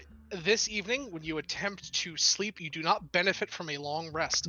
I literally wasn't going to, so that's fine. As you are haunted by what you saw. Oh, yeah. Let me know when it's the exhaust port equivalent of 3 a.m. All right, we'll get back to you. Maribel, what are you up to? Honestly, well, there's not really too much she would do. So, honestly, she'd probably just, I can't think of anything she'd want to shop for. She also does not like this city, so, No! But I worked so hard on it. Well, she doesn't like it because it's smoky. Like, this is completely, like, the opposite of where she would ever want to be. I completely understand. I was kidding. No, you're good. You're good. You did good. It's just, this is my character. Look, do you know how long it took me to make this map? Like, a couple of hours, okay? I like it. Dude, I like it. I personally like it. My character, she hates it. She hates smog. She hates, like, there's nowhere for her to even swim. She's like, I can't. I enjoy all the metal buttholes on the walls. Thank you, Sam. No problem. Indeed. I think she's going to just she's gonna try a spell. Sure. What spell? She's gonna see if she can commune with the portal god. Oh, interesting. Yeah. Roll me a D100. Okay. Whoa, 64. What? You hear It's a quest. Hey, bitch! That was fast. I wasn't expecting you to talk to me so soon. Did you get to the juicy bits? Yeah, totally got to a lot of juicy It's Malvin parts. Yeah, I know. She's like, she's like, God damn it. Okay. Who am I kidding? They're all juicy. Yeah. I mean, Some of the book, like literally, is it? Stuff comes out. Yeah. A lot of people try to touch it, and their hands get slimy. So definitely notice that. You want to know what it is? Sure. Juices. Never would have thought. Never saw that coming. Never saw it coming. I will refuse to play Malkuth as anything but an airheaded valley girl who is terrifying. No, listen. Yeah, no. Is she wrong, though? No. It is juices. It is juices. It is. Mari already knows that, but she's like, I will entertain Juices, this annoying okay. person and ask. Anyway, you called me, bitch. What do you want? Well, I wanted to know if you know anything that could help me with basically screwing over the Lady of Pain and getting a portal god out.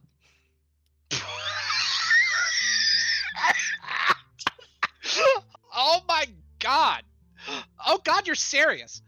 Mhm. Oh, I really put it in for that laugh, by the way. Yeah, I heard it. It was good. That's good. It was good. It sounded like it throat a little bit. A little bit. Mhm. She says, no, honey. Fucking no, honey. Look, you don't fuck with the Lady of Pain. I'll tell you a story. There was once a god named Ioskar. Okay. He got all big for his britches one year and decided, this Lady of Pain bitch, she's muscling in on my turf.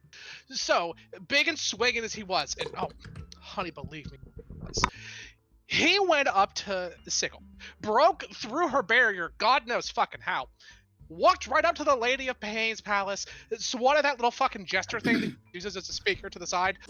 His corpse is now floating in the astral sea. You don't fuck with the Lady of Pain. You pray that she doesn't notice you. Because when she does, you're a stain, bitch.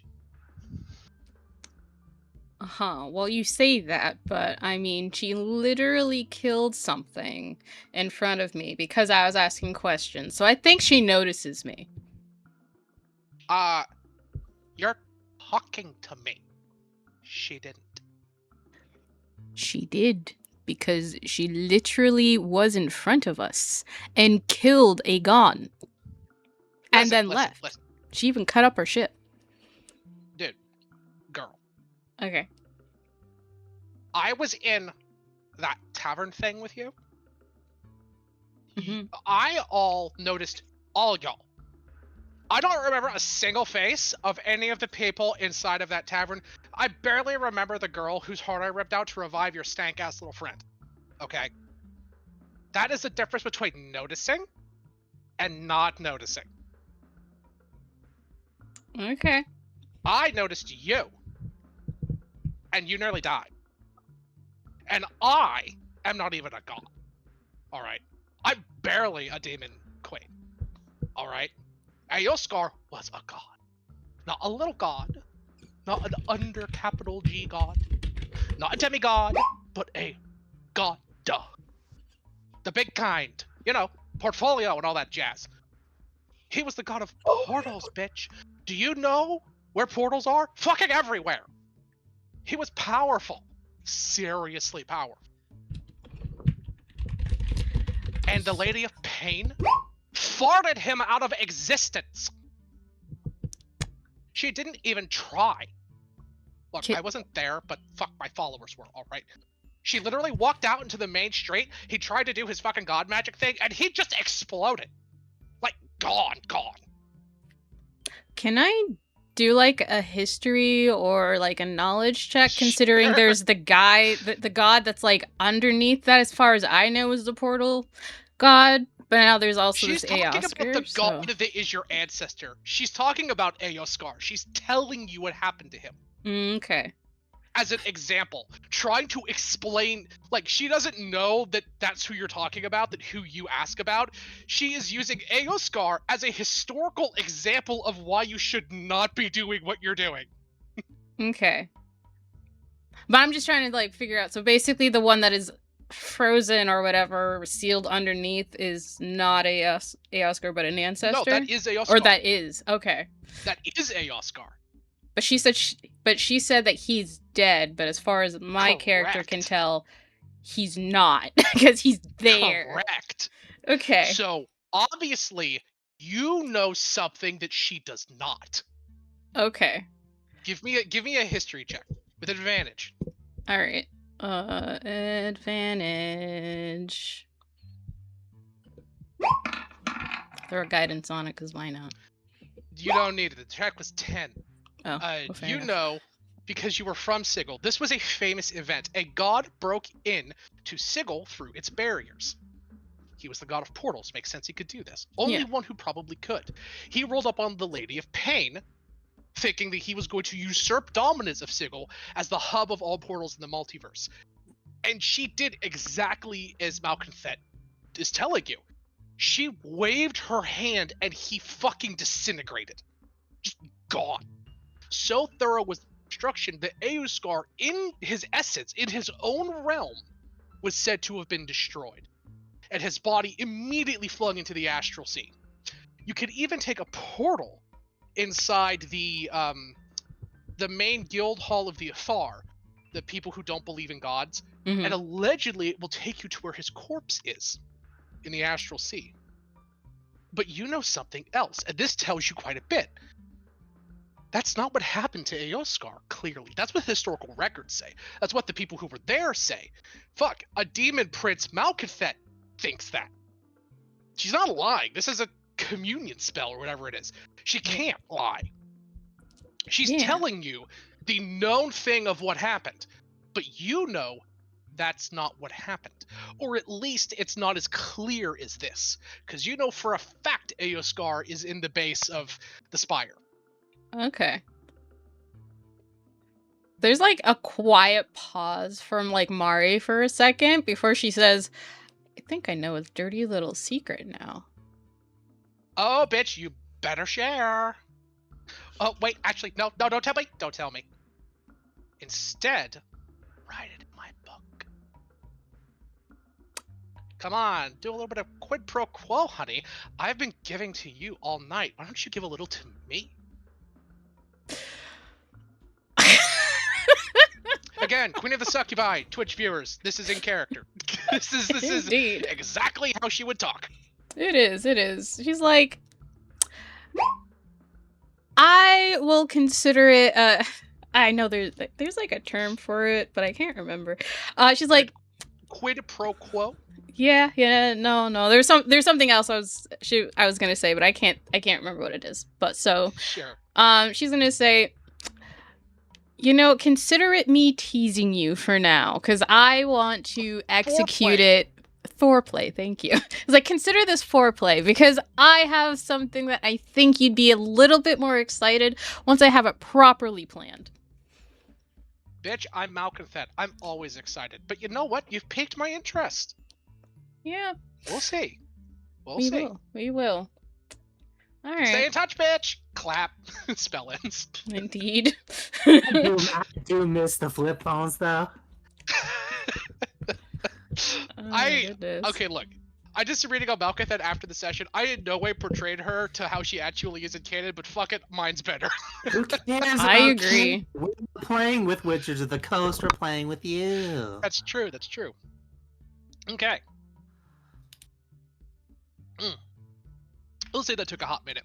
By the way, Maribel, just from communing with Malconthet, you feel flush.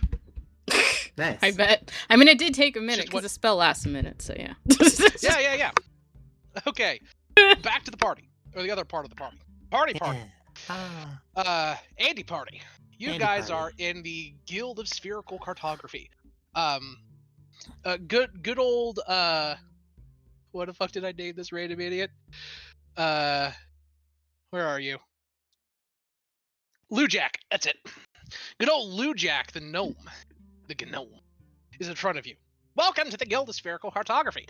My name is Lujack. This is the orrery. We also have a selection of maps, guides, and directories, both inner sphere and outer sphere, if you are interested in browsing. We also have maps of the spheres.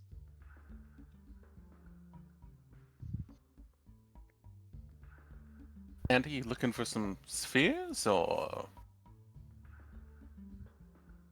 Kind of like motioning his hands left and right. Here, kind of like a sphinx here. I don't know what do you want? Miss Andy? I don't know if Evie is there. I think Evie's AFK. Evie, did you die?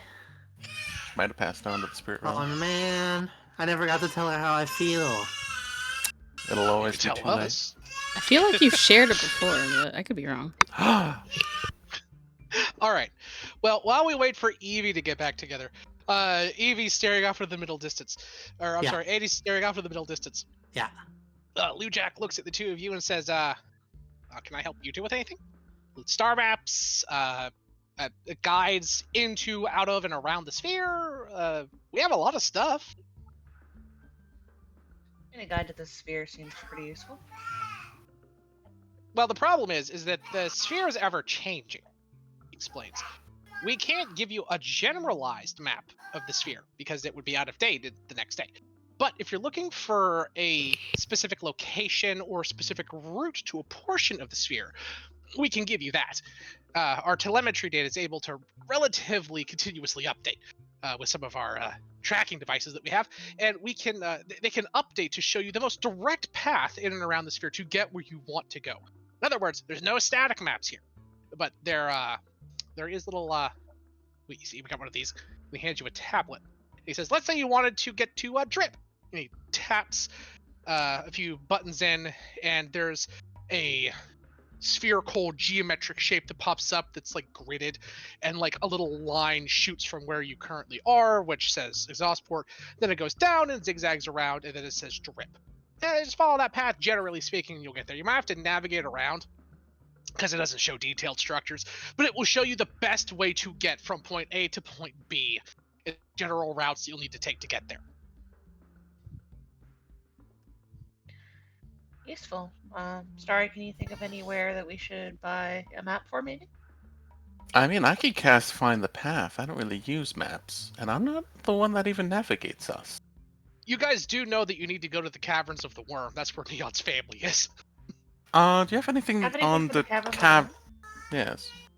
The Caverns of the Worm! He kind of shudders. Why, in all of the spherically goodness of the cosmos, would you want to go there?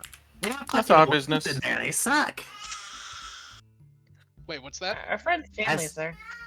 I said they got worms in there, and it sucks. Yes. My condolences. People don't come back from there. Well, you might that's wanna our do business. It's fine. All right, don't say we didn't warn you. Louis! One pad to the Caverns of the Worm. Louis says, "Are you sure?" Yeah. He comes over a little bit with a little tablet, and he says, "How much do we want to charge him for this?"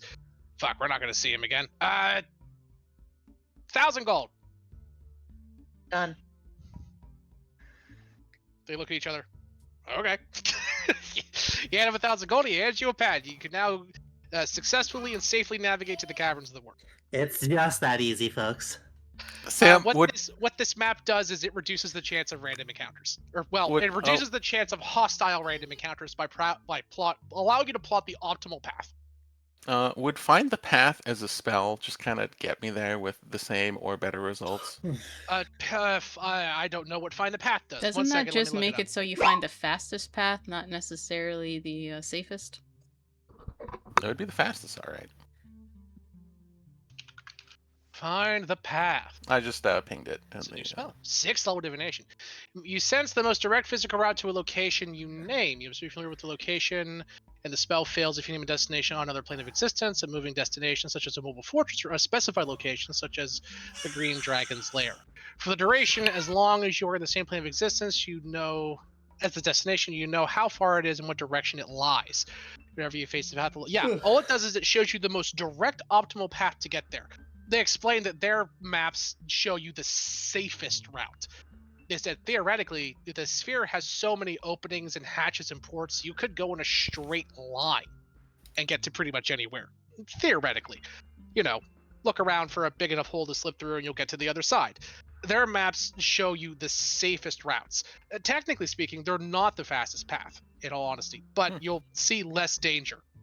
All right, fair enough. Well, I will say that the Caverns of the Worm, you're not going to find very many people willing to go there. Is this information really that valuable? I roll persuasion to try and reduce the price with the 34. I already paid it. Still. Let's see. And the minus 20% thing. Yeah. Oh shit, I forgot the 20% thing. Let's see, 10%, maybe 800 gold, get 200 gold back, Cecilia, because that is automatic. They say, look, how about this? We're always looking for more telemetry data around that region. It's the furthest southernmost point, more or less, on the sphere. It's both around where the mind flayers are, and also the lair of a bunch of really nasty guys, from what I understand. That's why people don't come back for there. If the mind flayers don't get you, the other shit will. So how about this? He hands you what looks to be like a little whirring box with a dish on top that's spinning and sputtering constantly. This is a telemetry scanner. It'll not only scan the path that you're going on, but when you get to where you're going, hit this button. It's a big red button on top. This will scan the area around you. It'll gather fresh telemetry data and begin tracing the route you take to get back. If you get back with this, we'll pay you well.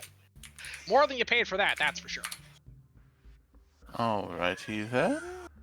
I suppose that could be useful. Sure. Well, at least that's 200 gold back to you, Cecilia. Yep. Anyway.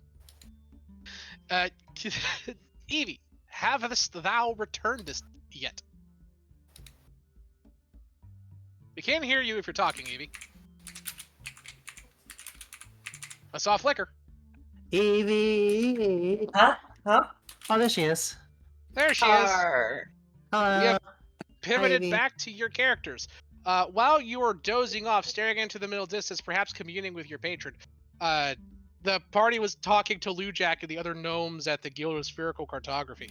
The party purchased a map to the Caverns of the Worm for 1,000 gold.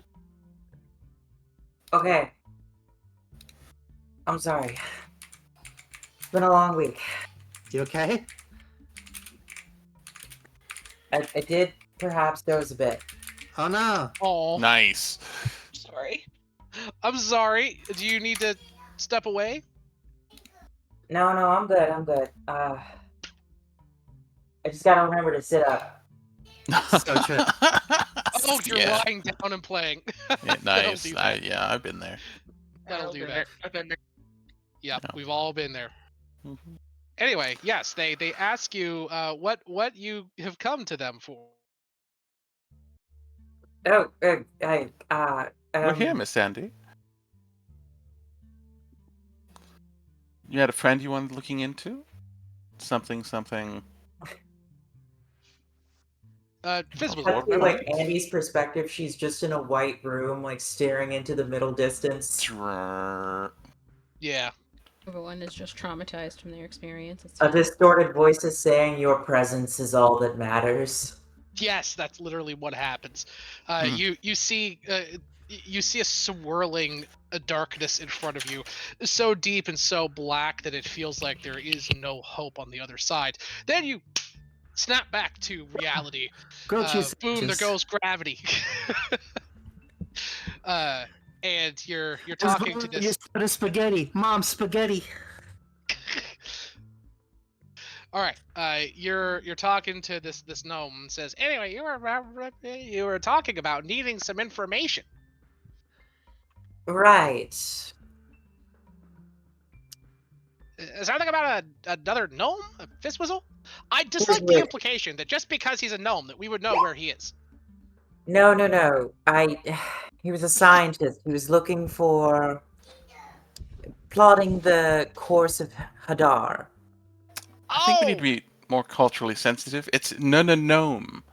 It's gnome, thank you. Anyway. You've Yeah, been what's gnomed. I'm not a elf. My But gnome you lair. know- Anyway. They say, He's the one who does the little dance. the Fizzwizzle. Yeah, Yes, yeah. we know Fizzwizzle. He came here quite often, purchasing various different maps, even using the orrery a few times. Complete and utter lunatic. Knew nothing about what he was talking about, but we appreciated his energy. Relatable. I see. And he hasn't been around for a while. God no, not after purchasing nearly 8,000 gold worth of maps. Do you have copies of the maps he purchased, or were they bespoke? No, we have copies. We could.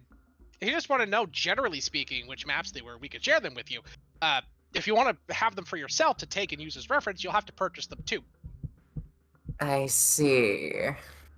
Generally speaking, he was just looking for information about the surrounding systems. Halfway between here and just 1 second, let me look it up. He starts going through some rolls of parchment and little pads himself, and he says he was looking for. Yes, here it is. Specifically, here. Let me show you where we are. You guys are currently right here in the unknown sphere. Where's the funny face? You guys are right here in the unknown sphere. That's where this is. That's where your little thing was taking you. His destination that he was looking for was about halfway to the dead shell. Right here. He said that was his primary focus of interest. And he was specifically looking for a position that we last calculated it being right about here. He said it's some kind of astral anomaly. He wouldn't get too much into the details. He said proprietary information, and all that. Anyway, that's where he was looking to go. The maps to get him there were pretty specific. He said that he wanted to trace the some kind of energy in the phlogiston between here and there. So he didn't want to take the most direct route. Quite frankly, I think that he was off his rocker and was also worried about people following him, so he kind of wanted a circuitous path. Anyway, trailing the phlogiston is difficult. It's a subtle gas that you can't really see, for the most part, inside of the astral sea. It technically is the current that affects where the crystal bodies go, he explains. You see, the positions here aren't actually static. The astral sea is, well, a sea, more or less, of gas, but not liquid, but they function pretty much the same way out there. So the objects that you see here, the crystal spheres, move around often, actually constantly, and they're never in one spot. These maps, however, show the general position they are from each other. They bob and weave and can even shift positions with one another, but for the most part are consistently in the same general area, right? So the phlogiston. It's a gas that kind of moves around between these spheres. It is the force that shifts them. It's like the current in the ocean, if you would. And he believed that some kind of dark star, something called Hadar, some horrible monster, whenever it ate a something, it would occasionally be these little specks out there in the phlogiston, invisibly. And he believed these specks could be traced and tracked somehow and used to travel more quickly and efficiently through the astral sea. Complete nonsense, of course. But he was obsessed with it. Him and some other researcher. Anyway, they came here purchasing a bunch of star maps for positions that he suspected could hold these points. But then aimed him there. That's the little purple X that they put in the astral sea.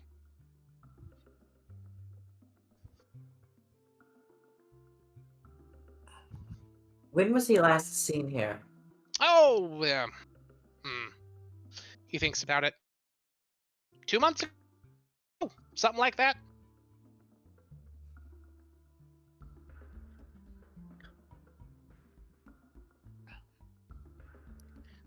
We spent too much fucking time in Cowboy Land. They shrug their shoulders. We have no context for that. That's okay, honey. Regardless, time is nebulous out there. It's very likely that he's fine. 3 months, 4 months, 20 years here in the Prime. It's all a blink of an eye or the toot of a fart out there in the astral sea. It's impossible to track how long or how short someone's really been away when they're doing astral travel. Maybe he died 1,000 years ago. Literally. They explain he could have died shortly after he set off, or he could die 10,000 years in the future in our time. And that could be just a few minutes for him. Don't worry about the chronology of it. What I'm saying is you won't know until you get out there and find where he's been. The time doesn't matter. It's more the distance that does.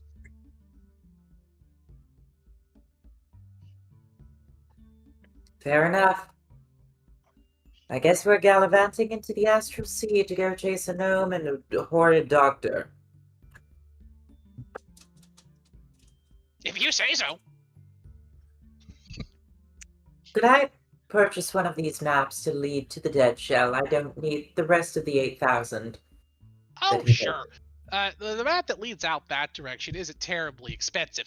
It's relatively well-traveled and, well, actually, no. The dead shell is immensely dangerous. Don't go there. But it's a known path.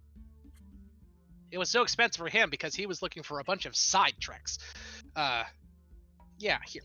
He kind of reaches back and pulls out a chart that literally is made out of shifting and moving ink. And he hands it to you and says, yeah, this will just be about 500.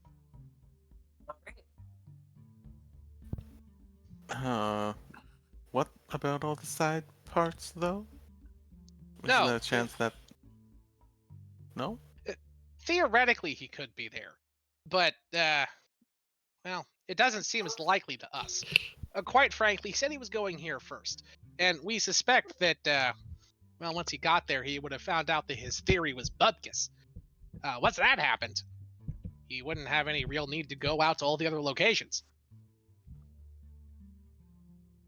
That tells me their theory isn't bupkis. What was that? Let's say that theory isn't bupkis. Yes. Well, let's say it's not bupkis. In that case, he probably would have been gallivanting and running around half of the wild space system. Here. Let me show you. Essentially, he believed that there were multiple different points of interest along the area surrounding the dead shell. There was one there. There was one there. There was one there. There. There. There. And there. Those were the main points he was interested in. The route that we recommended him take was like so. Would you please remove that? Here. Here. Here. Here. Here.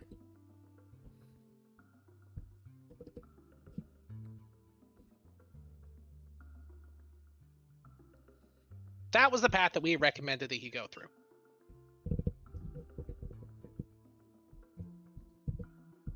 Okay.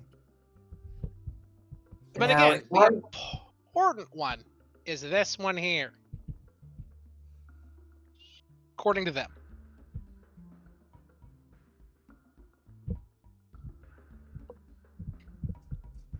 Well,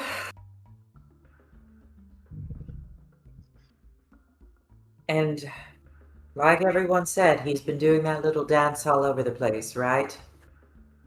He shrugs. We only ever saw him here, but he did it here quite a few times, yes.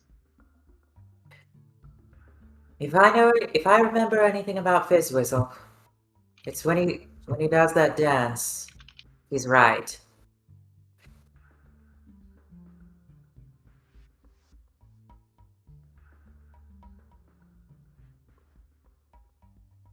Look, I'm just gonna be honest with you. Why do you want to go to the dead shell? Or, well, why are you following this maniac?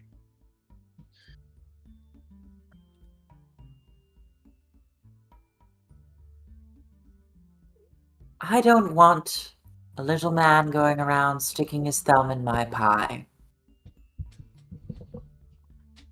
They look at you oddly. Was that a euphemism? No. Are you sure? It's a real pie I have. It's It poison, sounded like and I don't want him to have it. Quite frankly, and I am speaking candidly here, you're quite a catch for Fizzwhistle. That's quite a catch, isn't she? Sorry. Like, exasperated, she turns to Starry. Mm-hmm. Do I look straight? I hope not, honey. I hope not. I don't think so. I'm gonna go with no. Final This answer? is the second time someone today has assumed I'm straight. I know. Yes, that's who now? Who's asking?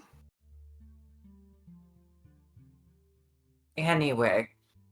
Mm-hmm.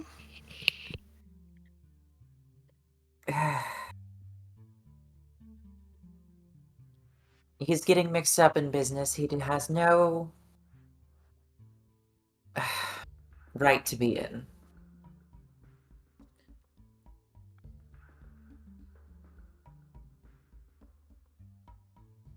I'm going to find him, I'm going to find the doctor, and I'm going to put a stop to both of them. Oh, so it was a euphemism, just not for your genitalia, we see.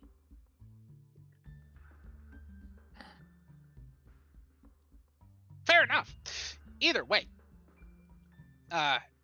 we have no interest in anything of that notwithstanding. We can help you, sure, but the price will be just generally the same for what we charge Fizzwizzle. About 8,000 gold minus the 500 you've already paid, so 7,500.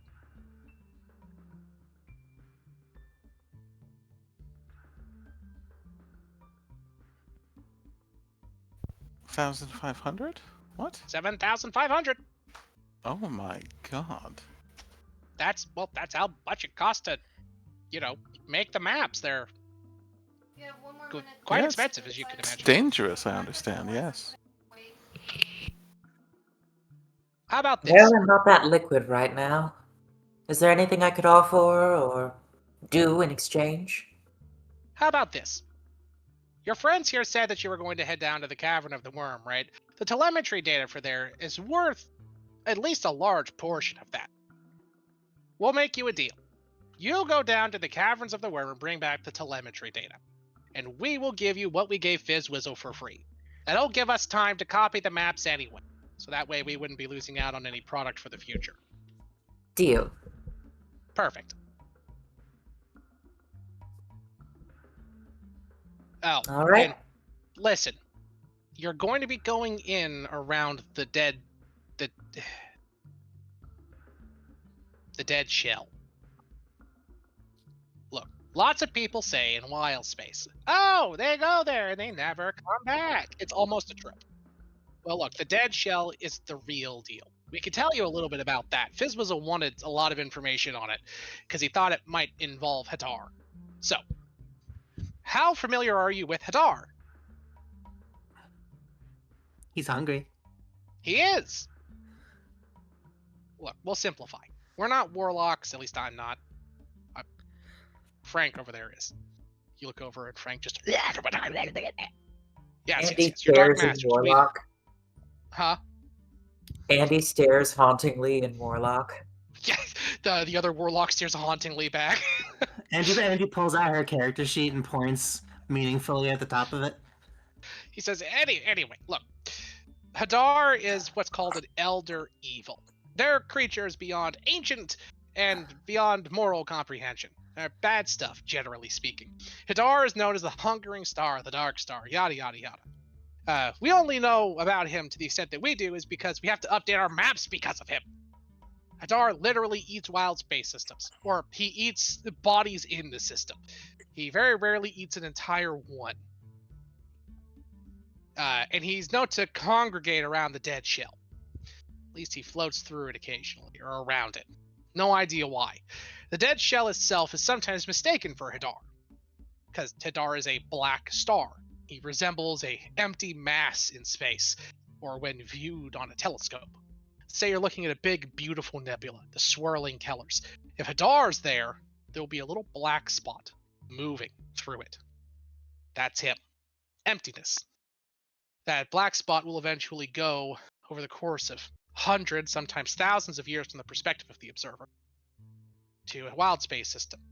Once he gets there, a part of that system will be gone. Or in some very rare cases, the whole system itself. The dead shell is centered Well, most wild space systems, I don't want to assume that you know or don't know things. Most wild space systems have a gaseous entity called a star in the middle of it, a sun. A massive celestial body made out of burning flame. Its gravity holds the other the other bodies in place continuously within the sphere. Instead of a normal star, like any sun that would be in a celestial sphere, this one has a dead sun. Some scientists and some planes call them black holes. We think it's a bit of a garish name, but it's essentially what happens when one of these gas giants dies. It's their corpse, so to speak. Now, while Hadar resembles one, they're not the same. Black holes, or dead stars, suck in things. They have a gravitational mass that pulls things in violently. But Hadar does not. He's emptiness. He moves through the system and nothing reacts to him until he touches it. And when that happens, it's gone, as if it was never there to begin with. But the dead shell is exceedingly dangerous twofold. One, because Hadar constantly circles it, or he'll go out to a location, consume something, and then go back. That's why you see that those routes traced to and from the dead shell. Those are the most recent locations or directions that Hadar has left from. He goes out, eats something, comes back. No one knows why he goes back to the dead shell. Some people theorize he maybe thinks the black hole in the center is a mate. He's trying to go back constantly to court it, to no avail. Others think it's a long-lost sibling of his. This is, of course, insane. But it's the case either way.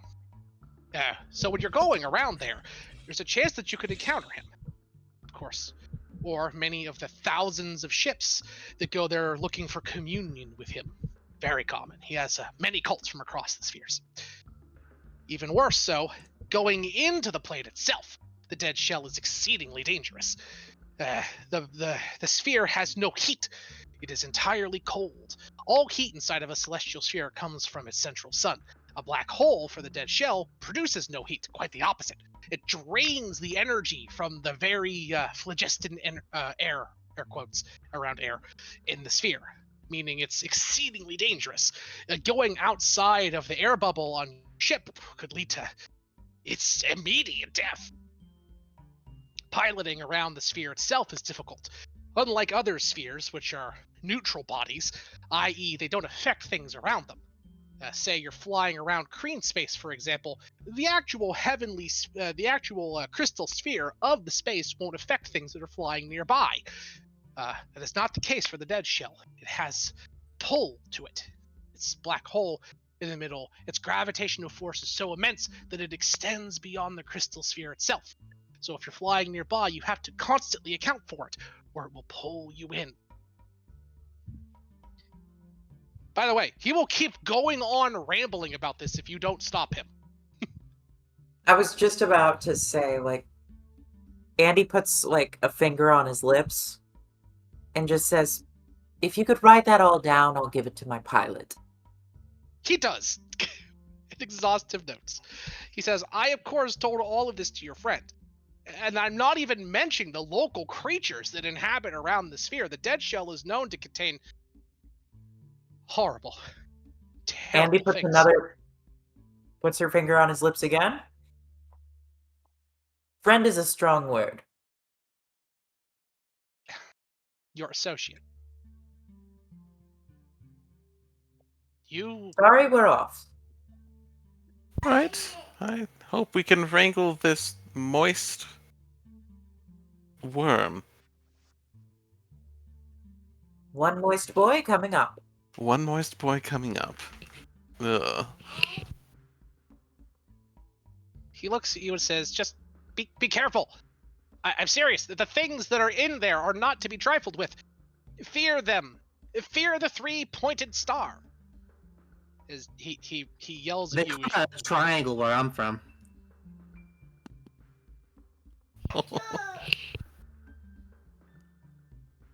Damn, you just got owned and she wasn't even here. He looks sad.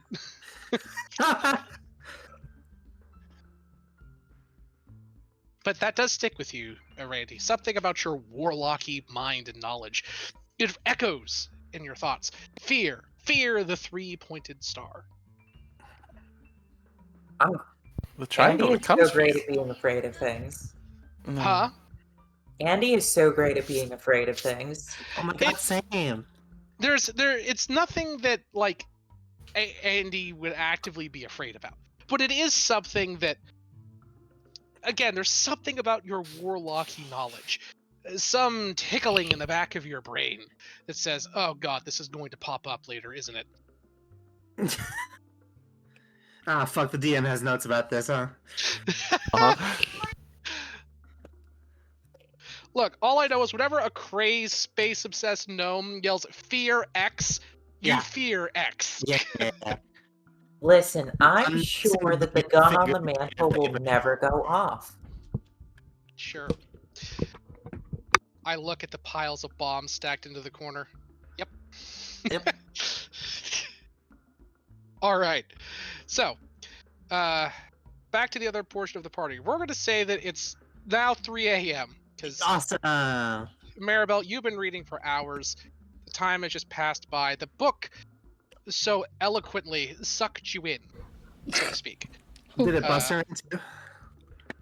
One could say such a thing. I wouldn't, but it could. Was it succubus? Uh-huh. Yeah. It's funny.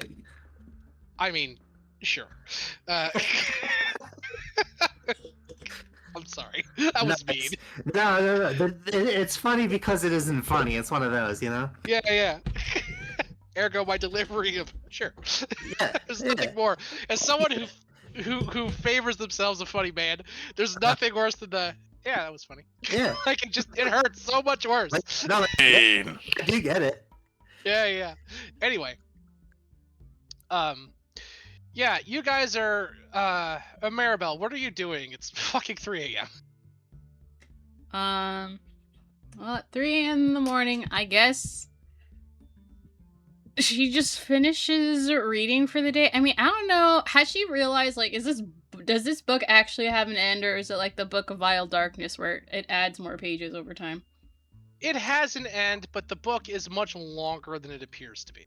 Every time anyone in the entirety of existence develops a new sex act, it is immediately printed in the book. I mean, that's not exactly how it works, but kinda, unironically. So it's because she's been reading it for like weeks at this point. So I'm like, yeah. Well, it's she a big finished with book. this book yet?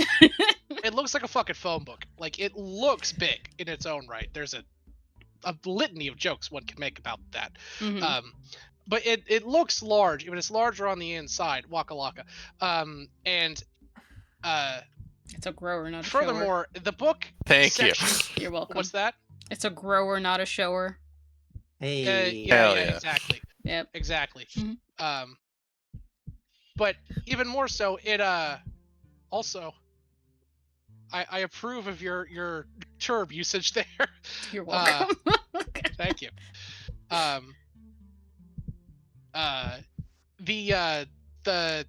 The book sections. Sorry, you fucking derailed my train of thought so Sorry. fucking hard with that. Sorry. I just didn't expect you to say it. Like. Sorry. Anyway, what I was saying is that the book sections change actively. While you're reading it, one portion might be one place, and then it might be another. It actively alters itself. So you think that on some level, Malconthet may have like control of the book in some way, or she might be able to add or remove things from it, like from a distance. So it's not as so much that the book, like, how should I put it? It's not so much is that the book is infinite, is that it's constantly changing. Got right? it. Mm-hmm. And that's what you're dealing with here. Is an item that is never stable, much like my mental state, and constantly keeps adjusting and altering itself, no matter what you do. Okay. Well, I guess with that in mind, I think she'll probably settle with the idea then that she'll probably never finish this book if it's unstable. Well, it's not that you can never finish it. It's just, it's annoying. It's annoying to finish. Much like Malconthette herself. That's fair. I get it. I mean, she's read a decent chunk, though. She's gonna, like, look through it, and she's just gonna see if there's any in specific that... if there's info on ones that she knows, like, are really well known. Like Mephistopheles. See if he's in here. Oh, like you want to know info on Mephistopheles? Yeah. Armpit guy. Mostly because of his connection to Starry. So she wants to read up on Mephistopheles. Uncle Meth. Interesting. Well, he likes pastries. He does like pastries. That is. He likes pastries. No, I don't mean it that way. Okay. So are you looking for, like... So, the book contains a lot of information. She wants every bit of information it can give her. She doesn't care what it is. On Mephistopheles. She will not be picky. Okay. Which body part does she need to accidentally let the jacket slip off of in order to gain an advantage in negotiations?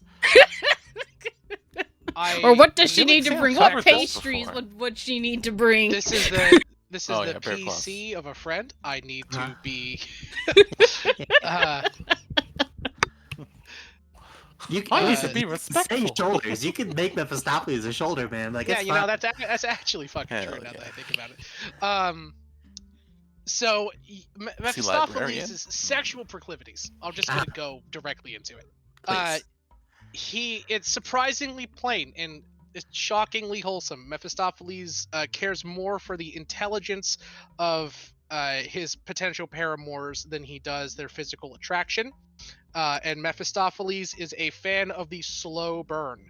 The woman here notes that Mephistopheles has been engaged with potential romantic partners for hundreds of years before ever making a physical move. He views Fucking same. he views his relationships as almost like grand narratives in a game, or in a grand like plot points in a massive narrative that he is writing. And he will only act upon them when he believes that the finale is on its way. Furthermore, his realm is the 7th layer of the 9 hells, I believe. One second. Let me double check to make sure I'm not misguiding you. Okay. Mari's definitely gonna mentally note Mephisto, definitely a demisexual. Probably. Listen, if he takes thousands of years to get to know someone first before Maybe making a he's move, just awkward, he's okay? definitely demisexual. Maybe he's just awkward. Yeah, he is in Cania, which is I believe the 7th layer. No, it's the 8th layer. I'm sorry, it's the 8th layer of the 9 hells. Specifically, he lives in a fortress called Mephistar, a huge star-shaped citadel. Can you spell that for me, please? Sure. It's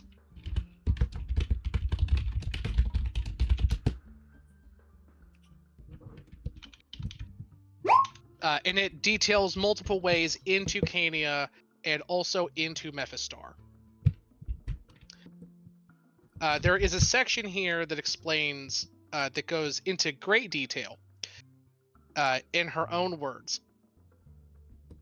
Never again, and by the way, the way she writes is very, very different than the way she talks. Okay. Never again shall I trespass into the domain of Mephistopheles. Never again shall I attempt to corrupt that thing which so easily saw through me. The guise of his current lover, while she lasted, I took. I snuck into Mephistar, into his bed chambers, looking to create a tryst that the record books would be written on ad nauseum. But it failed. He saw through my disguise instantly. My perfect reflection of her mannerisms, her appearance, the shape of her bosom, it mattered not. knew that I was not her, and worse yet, he knew it was me. The battle was fierce. I escaped barely with my life.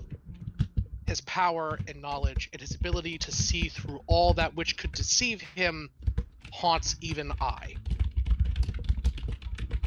Okay, can see through all deceptions. He is the Grand Duke of knowledge in hell. His whole thing is knowing things. Okay. And he has like expertise and a perception at like a plus 22 to it or some ridiculous shit like that. I'm not being literal. Fia, but on steroids. You know what? Fuck it. I forget. They actually published his actual stats in 5e. Oh. 1 second. I'll tell you what his perception is. Okay. Sexy librarian. Hey, don't you tempt me with a sexy librarian. You know what? You're right. There's nothing hotter than a librarian. Yeah, don't tempt me with a sexy librarian. I wanted to be a librarian, but I don't want to go into IT. His insight is a plus 25. Hey. Oh, dude! Thea's is higher. How? Remember, her passive insight was like 28. This is not passive. That's not passive. That's his plus to the check. His to the passive check. insight. Be 30. Yeah, his passive insight, according to my calculations, welcome for is 38. Oh, never mind. Never mind. Oh my god. Oh, no, not the commercials. Oh, thank you, Raiders, for coming in. Oh, goodness. So yes. Let me know. Welcome all. Okay, these are out of ads. Meta dog. Thank you. I will address them once they're out of ads, so that way I can say something to them. So when Malkathet said he knew me at a glance, she was not lying. He just looked at her and said, "You." Just fucking knew. That's fair. Oh, welcome, Raiders. Thank you for going through the ads. Appreciate you guys. Thank you for the follow, Mad Dog. Use well Puzzplay. Thank you for coming. I appreciate the raid. Goodness. We are playing D&D. For those who don't know me, I am Eldritch Sovereign. I am an Eldritch deity currently trapped in the body of a cute, fuzzy little fluffy feather thingy. Yeah. We're just playing some Dungeons & Dragons right now. My character is reading from a succubus's book about Mephistopheles and learning about them both in the naughty way and not naughty way. Ooh, sexy librarian. Yeah. And commenting that we like sexy librarians. Oh my. I Show will me give some you a shoulder. summary of what happened. This is not also a succubus's book. This is Malkathet's book. The succubus. The queen of succubus. Yeah, the queen of succubus's book. For sure. She is the succubus. She invented all of the naughty things. Well, she snuck into the lair of Mephistopheles, the lord of Cania, the 8th layer of hell, thinking to seduce him just to say that she could. Mephistopheles, being the archdemon of knowledge and the ability to just know things, took one look at her as she disguised herself into his current lover and paramour and said, "Oh no, there's a thought in my house," and then proceeded to beat her viciously until she fled. That is essentially what happened. Oh no, there's a thought in my house. Freaking funny, by the way. Oh goodness. Yeah. That's what we've learned so far. But Raiders, thank you for coming. If you guys need to raid and run, that is totally fine. But if you guys don't have to, you definitely can sit back, relax, and enjoy it. But remember to take care of your ass, which is after stream self-care. So make sure that you take care of yourself. And yeah, sit back, relax, and enjoy. Hell yeah, get that hydration. Actually. In my house. She broke into his bedchambers, and he said, "My darling, you are breathing heavy." She says, "It is because of you, my dear." He says, "No.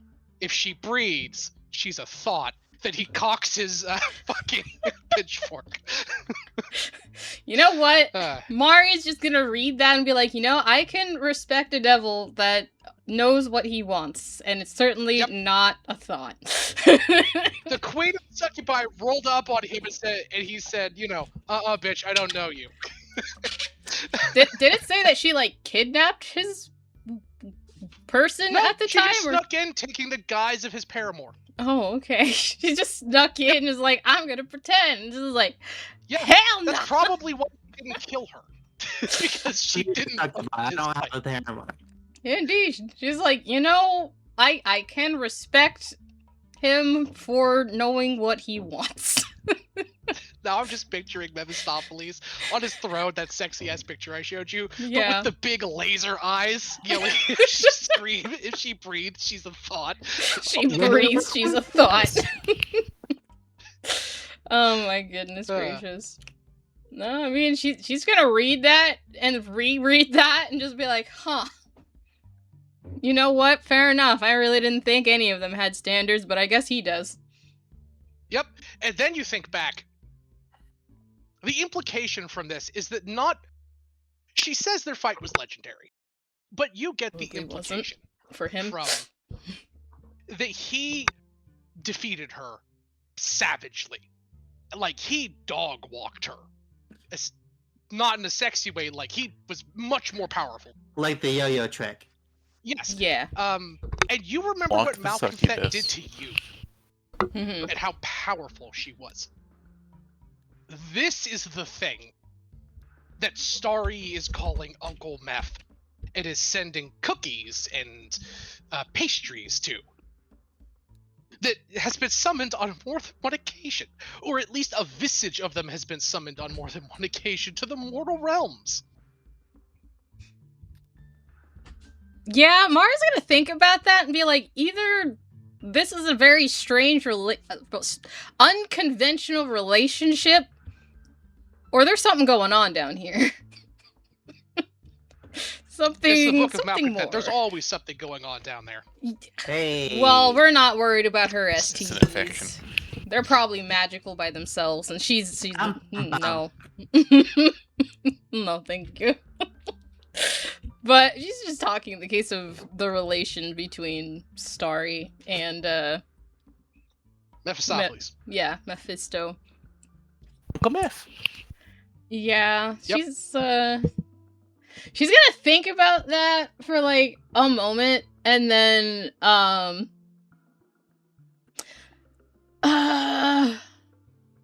she's gonna cast divination now. Sure. On. So she's gonna cast it, since it just kind of says specific goal, event, or activity. Sure. She's gonna do it like on event, and she wants to basically know.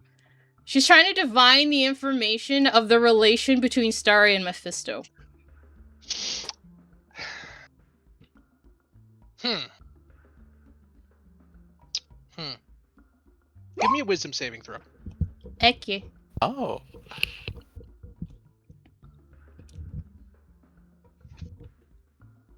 Trying to find my stuff. It's not an advantage. Let's see what it is. Oh, I'm going to use an inspiration point because I'm not taking that. Yeah, wise. You attempt to divine the nature of this. Your also, in case I fail, I hears... can add more. It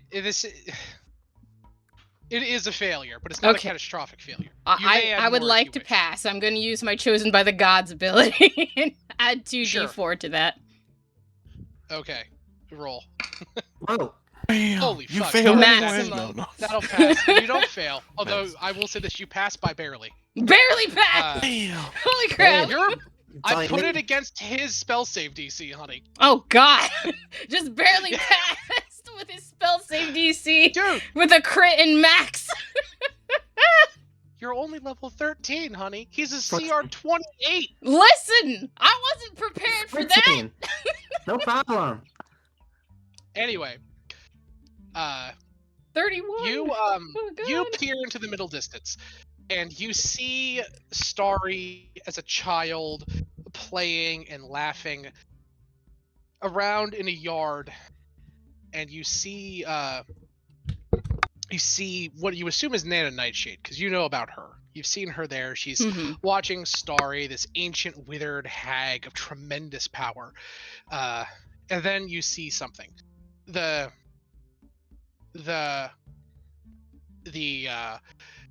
flowers and the nightshades and the boughs and trees of the swampy, meadow that they're in, where Nana Nightshade's true hut is. The tips of the nightshades begin to burn, or not even burn. The ambient heat in the area increases, and the petals turn to ash and blow away in the swampy air. The grasses wither and go low. Trees begin to wilt and drip, and the air shimmers, and you see next to Nana Nightshade, and she doesn't really respond much, except you could tell her the smile that she has of genuine joy and love, and looking at a granddaughter shifts to a smile of placation. As you see a shadowy figure, two of them actually, step into the scene behind her. The figure is tall, with horns that stick up a half a foot above their head, draped in a long, inky black coat. And the figure next to them is much more dapperly dressed, in a smart-fitting suit with a long peacoat trailing behind them, and two swords strapped behind their back, like around their waist.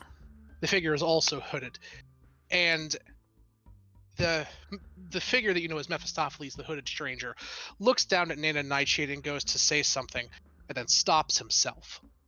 You're looking back in time. His vision turns and looks up at you, and he looks at you. And then divine light shimmers around you, and hands pull you out of your vision. Huh. And which one did you say was the one that was gonna speak? I'm like writing everything down as you spoke. So. Mephistopheles. Okay. Mephistopheles and a stranger met Nana Nightshade. Just before Mephistopheles was about to speak, he looked at you and saw you. Okay. You fucking with an archdevil. Like, whatever normality you expect there to be goes off the table.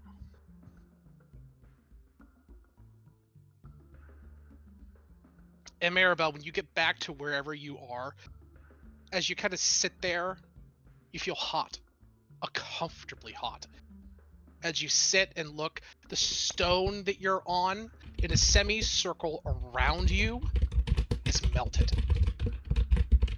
Little wisps of blackish blue flame extinguish themselves, melting. Oh, I shouldn't say stone. This is solid steel. This is what this place is constructed out of. Is boiling and bubbling. And there's just a semicircle around you, as if a barrier blocked it. I assume that was for the sea. Yes! Okay. He used one of his reactions on you, which is called Visions of Hellfire. Okay. I'm just making a note of this.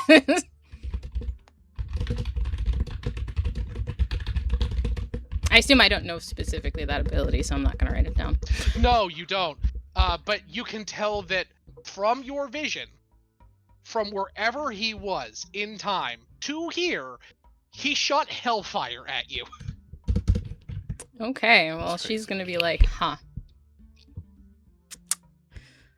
And it was so hot that it melted the steel around your feet and wherever you're sitting or at. A good 2 or 3 feet behind you. And there's a little U-shaped, like, divot in the streak of hellfire that protected you. Can I tell, like, what protected me, or is that just me? It was specifically, since your divine favored soul thing is what pulled you out. You could assume that this may have been some divine intervention from Eoskar, or something akin to that. Got it. Okay. You are God's favoriteest princess, after all. It's true. That's why I have favored by the gods. Mm-hmm. He was like, I'm just favored. I'm just the pretty one. Anyways, okay. Well, she's just like, okay, you know what? It's been a day. I've learned so much today. You have. She's going to You bed have. now because it's like probably like 3:30 by now. So she's like, I'm gonna go to sleep. Neon, it is the wee hours of the morning. Yeah. What do you wish to do? Neon has not slept. No, Even a little bit. not even. Can I tell if Vivian is asleep? Are we in the same room? I think we How are. would you do so? Is she Oh, same room. fucking Duh. Yeah, is she stayed fucking with you. snoring? Give me a perception check. Okay. Oh, 26. You look over at her bed. The only light in the room is the hazy red glow of a nearby flickering light that constantly flares from the top of a building. All of the buildings here have these large red warning lights on top of them to indicate their presence for flying ships. It's the same reason why real-life radio towers and cell phone towers have lights on top of them, so low-flying planes and helicopters don't slam into them. Fun fact for our listeners, by the way. And this red flashing light every now and then sends a wave of a red haze into the room through the small crack in the curtains of the window. And you turn over, and through this light, you see her outlined in the bed, and you hear very quiet weeping.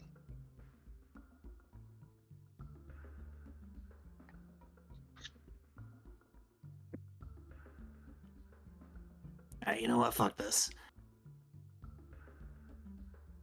Hey, I'm gonna go do something maybe a little stupid. You wanna come?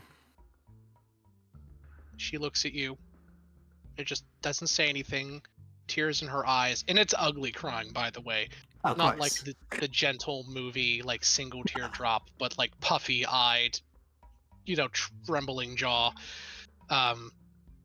She just nods up and down. Alrighty. I would like to find a back alley wizard, as it were. You're looking for a back alley wizard. Yeah. All right. You go down and you exist in a place like this. Absolutely. You remember faintly Cass talking to the slime guy, this captain of the city guard, whose name I've made up on the spot and have already forgotten. Cool. Love that guy. Yep. Yeah, we're gonna call him Kardash. Kardash told you. First name Ian. Huh? First name Ian. Yeah, Ian Kardash. That he's a greasy one. Anyway, that there's a night market in town that illicit substances and services are sold. Awesome. You also know from your history here that this is where you can also buy illicit and not legal ship parts and ship modifications. All right, that's something to keep on the back burner, maybe. Sure. You and Vivian cloak up and go to the night market. It's in the center of town, or it's underneath of this big thing here. Actually, no. It's actually up in Area 10, in Pipeville. Pipeville, top right-hand corner, is the slum of the town. It's an odd structure whose gravity doesn't really make any sense. The gravity is normal in the sphere in the sense that gravity holds you basically to the floor or the ceiling of wherever you are, more or less, right? If you're on the top facing side of a layer, it holds you down. If you're at the bottom facing side of a layer, it holds you up. Makes sense? Yeah. Pipeville doesn't fucking care about that. And the gravity inside of Pipeville is all sides of the pipe. Literally, you can just walk along the pipe in a circle and you'll never fall. There's even a section of Pipeville called the Span in the middle of it that goes from basically where the gravity starts acting weird all the way down the pipe to where people don't go. Because, of course, they don't come back. They never do. Where the gravity is exactly equal on all sides, so people just throw their trash up there. Nice. It's just a line of garbage going all the way back. People just huck they're rotten apples up as high as they could go, and if they get close enough, it kind of sticks right in the middle of the pipe. Good. Yeah. It's a slum, more or No, less. that seems fine. I love slums. It's a shanty town all around, and there are ships docked up there, as you can imagine, little dinghies and trolleys, and at night, on certain nights, tonight, there is a night market in Pipeville where people from all over the city come up to hawk their wares and to inject a little bit of currency, illicit as it is, into the community. As you walk by, people from all walks of life, all stations, mill about the quaint little tents and very quickly assemblable and deassemblable little stalls and stands where all manner of poison and horrible tincture and toxin are sold. Weapons that look barely functional or some all too functional are hawked here and there.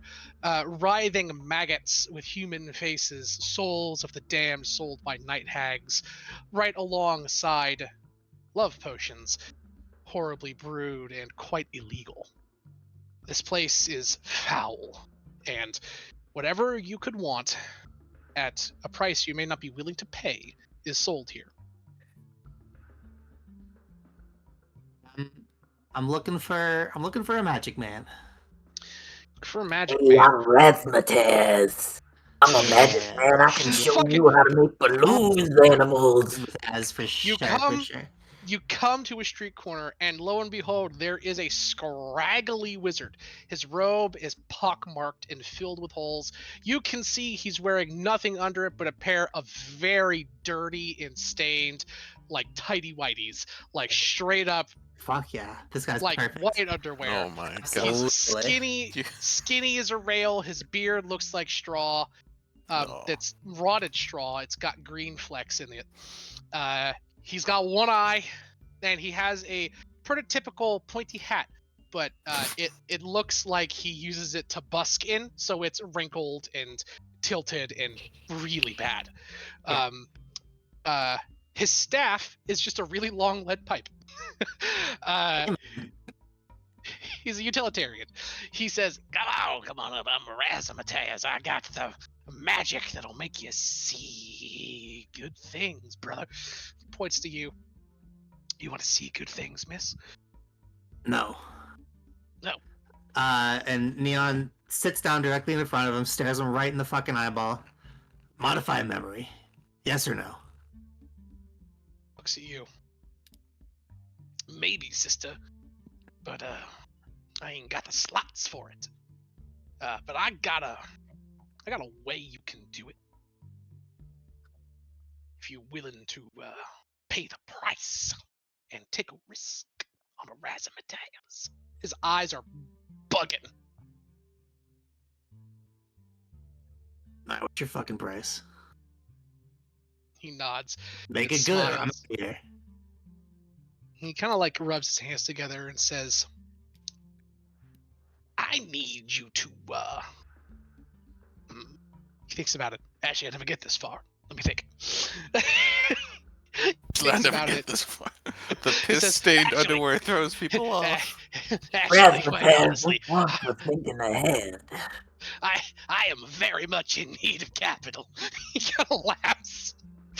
8,000 gold right here with your name on it if you don't say a fucking word to anybody about it.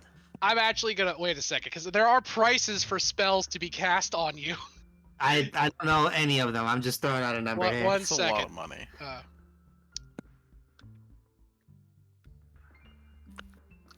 Spell casting services. Use 6th level spell. I It's a believe. 5th level spell. It's a 5th level. I apologize. I forgive For you. 2 people, Yeah. and it's going to be more expensive than usual. That Sick. deal would be cheaper because, Because Razzmatazz needs capital. well, no, it's going to be cheaper He's because desperate. this is not actually going to be a spell. He's desperate. Actually, 3,000 gold sounds about right. He goes, beggars can't be choosers, and I am most definitely the former. Absolutely.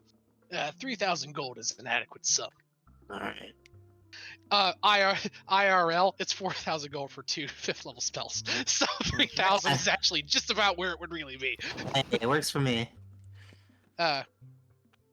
And he says, "Yeah, you come with me back into my office." And he crawls on his hands and knees into a pipe that's about 3.5 feet in diameter.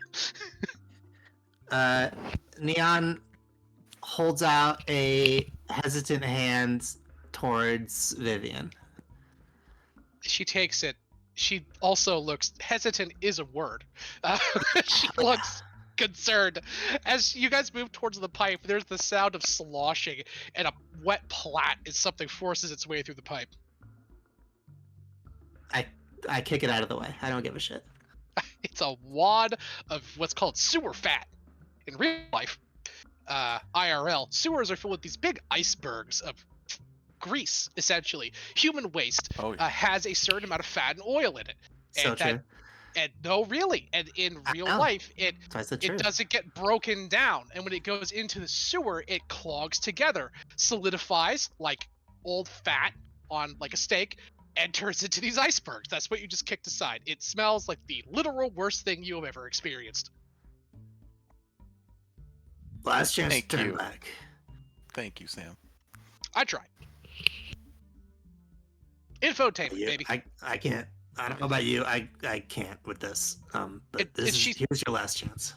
She says, if I'm going to be an adventurer, well, that's what they always say. The sewer mission is the first one. Oh. I'm serious. Are you good? I mean, not good, but... She goes, I'm good. All right. You guys climb into the pipe. God help you. And it's an 8-foot long crawl. About halfway there, Vivian pukes. Just no hesitation. Just instantly. Just right into the pipe. I offer a fucking handkerchief. Some water, maybe. Holy shit. You're in front of her on your hands and knees. How do you hand it to her? She pukes inches away from your ass. I don't know. I'd hold it behind my ass, I guess. She grabs it. I could do that. One hand in front of me, one hand behind. I could do that. You reach a hand down between your legs, out behind your ass, and she takes it and says, "Thank you." You hear her wiping it. She says, "Oh, I dropped it. It's so gooey now." Oh, that's fine. The pipe isn't clean, obviously. Also, I need you to make me a dexterity saving throw, Neon. Please. All right, I'm good at those. You are. You're about to get puke. Puke save. That's a 30-20. You don't get stuck in the pipe. So excellent. I love that for me. You get out on the other side. You and poor Vivian are both coated in pipe muck. And Razzmatazz has a small encampment set up here.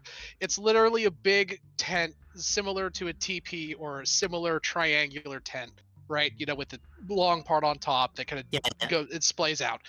In the middle of that tent is a big fire, or not a big fire, but a small fire with a cooking pot on it. And surrounding the tent are all manner of boxes and crates and, you know, just junk he's collected. This is his home, essentially. And he says, "All right, you sit down here and Razzmatazz will get the stuff." And I gotta warn you, Razzmatazz, this doesn't work properly. I'm taking back my gold. Oh, it'll work. Now, rather it's successful is up to you. That's what I'm saying. No, I mean it. This will do what I say it will do, but the effectiveness of the spell will instead be more reflective of your cognitive abilities. Uh-huh. I think those are pretty good on my part. I hope so, for you. He sits down in front of it. Vivian's trying really hard not to cry. I'm still holding her hand, although I'm also... You can tell I'm not comfortable doing it.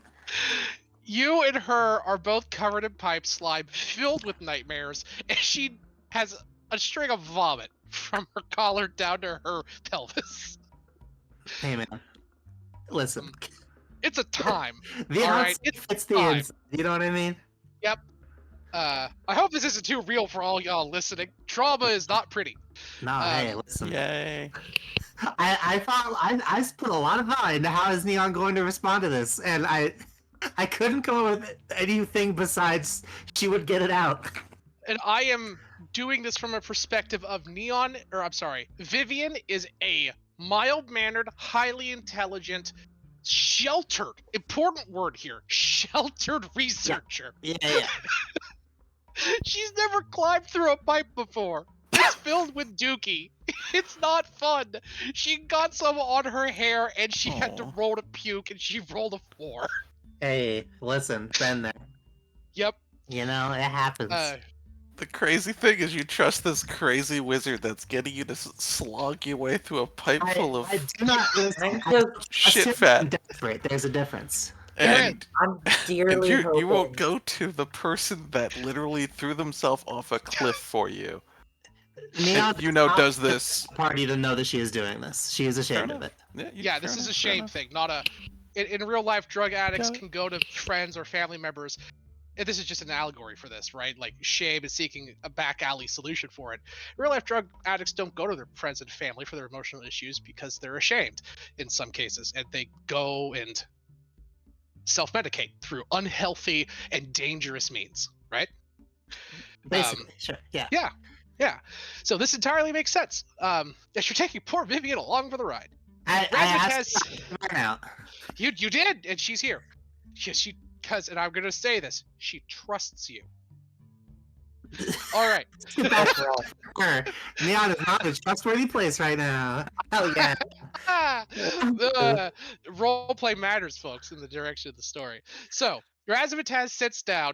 Remember those words later, Neon. Turn Razzmatazz into a splatter if Vivian dies. No. It's gonna be messy. I hope Razzmatazz sits down. I hope Razzmatazz and Malconthet are reoccurring characters. Oh, absolutely. They show up every other city after this. He just is following you. Oh, by the way, as you're sitting down, you see a Maribel poster on the side of Razzmatazz's tent. I don't need its eyes. Really enjoying the looking new at you. I do not want to look at it right now. It's looking at you judgmentally. Maribel, you sneeze randomly. Sneeze and sleep. Yep. Razzmatazz sits down and he hands you a fistful of powder. And he hands some to Vivian. He goes, all right, Razzmatazz is an upfront kind of dealer. I'll tell you exactly what this shit is and how it works. Your choice whether or not to take it at this point is up to you. No refunds. You're getting a product for what you paid for. This is enhanced and modified myconid spores. Inhaling this, and, well, I should say, putting all of this up your nostrils, will put you into a state in which you will be able to temporarily control the flow of your own memory, suppressing or even destroying parts of it. It's dangerous, potentially addictive, and will have psychoactive after effects that could last up to 2 to 4 weeks. But it does work. The nice thing about it is that it doesn't have a time frame restriction on anything. You can erase a day, you can erase 5 minutes, you can erase 5 years. It's just up to how much you're willing to claw out of yourself, brother. And how much mental fortitude you have. This stuff works, man. But it's heavy shit.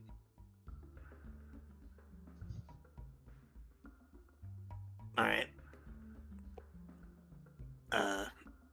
I'll go first, I guess, then. It's probably best if you take it at the same time. Okay. Why is that?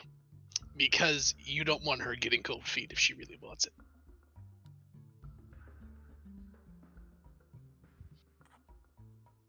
The body acts spasmodically. Mid-dose. You see that next to Razzmatazz, he has assembled, in order from left to right, a pail filled with cold water, ice actually, empty pail, with the word "for the vomit" on the side. Nice. Listen, it's clean and simple. I like it. 3 towels, another set of bandages, and most concerningly, a broken broom handle. Oh, good. For the biting. Yep. Actually, he goes, actually, that's actually a good point. 1 minute. You see him walk over, there's a broken broom. He puts the broom like on his knee, pop, and walks over with another part of a broom handle.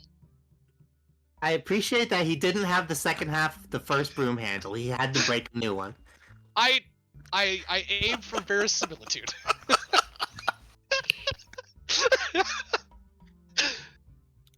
Alright, I God, fucking... this feels so much more real, doesn't it? The fact he had to get up. I guess. Alright. It's in there. I'm snuffing it. You snuff it. Yeah. Vivian just holds her breath and slams it into her nostrils, sucks it in. It goes down her throat. It goes down your throat. You have to make a conscious effort not to cough it back up because it burns. It burns all the way down. God, it burns. Vivian coughs it up, goes down her nose, out her mouth in a puff. Her eyes roll up in her head, and that's the last thing you see. Neon. Yeah. You're back in the diner. Everything has stopped. Vivian's looking at you and has her hand on your knee, creeping upward, right before things went bad. This was when the effect first hit you. Then you go back further. It's weeks ago. Thunder Junction. That spider thing chasing you. Then you're back further. Are you back at Sigil? Oh god, you're in the catacombs with that lich. The ichors dripping through the ceiling. You're back further. God, this is when you first came to Sigil. When you had that chicken foot burger from Scrupulous Johnny's. You're back further. I gave you wild shits, that's why this is a nightmare. You go back further. You're on your ship. It's there. You can't see it. You're in a closet with the door shut. All you can hear is the sound of heavy hooves on the ground behind you. Click, clack, feet from you. The air gets colder. How much do you want to take away? I want to blur everything that happens in the bobber. I want to remember that it happened. I do not want to remember it happening. Okay. Give me an intelligence saving throw. How's a 26 feel to you? Fuck! That's Much better than I thought it would be. I Neon, I forget This that Neon this is the smart. Neon. This is the smart I Neon. forgot that this is the smart Neon. That's the best thing you could have given me, bub. I didn't. Well, think about it. It's how strong your mind is. No, listen, I'm very thankful. It is for that, history 'cause check. History is me- based me- off of an int. Me and Vivian are both very smart. Yep. If nothing else. Vivian has like a +6 to this. Hey, I will. What? You can't give her inspiration. I can't give her inspiration. Can I give her Flash of Genius? Can I give her something? Anything? You're Flash of Genius, unconscious. +5. I know, You- but You have the unconscious condition. Oh. Wait, no, you're still holding her hand. yes. Hell yeah. I was literally my mouth was open to say that. Yeah, I'll give her inspiration. And tightly, probably. hurts. That matters. That Ooh. matters. Yeah, you fight it down. You push it down. You push and you push, and you cut that out. Her hand, not even on your knee, just a minute ago. The last memory you have of the diner is her looking at you, a little tipsy, not affected by malconfet yet, smiling, happy. And then you wake up. Give me a con save. This is your body reacting to the toxins inside of you. Ooh. On set.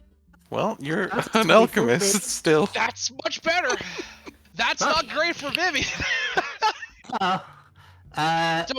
Don't worry. This is mostly for flavor. Can I flash your genius just for the sake of it? I don't You know. wake up. Reaction. You wake up. You spit the thing out. You flash of genius her. It does not help. Awesome. You go, Vivian. Vivian, are you okay? He says you're gonna need this.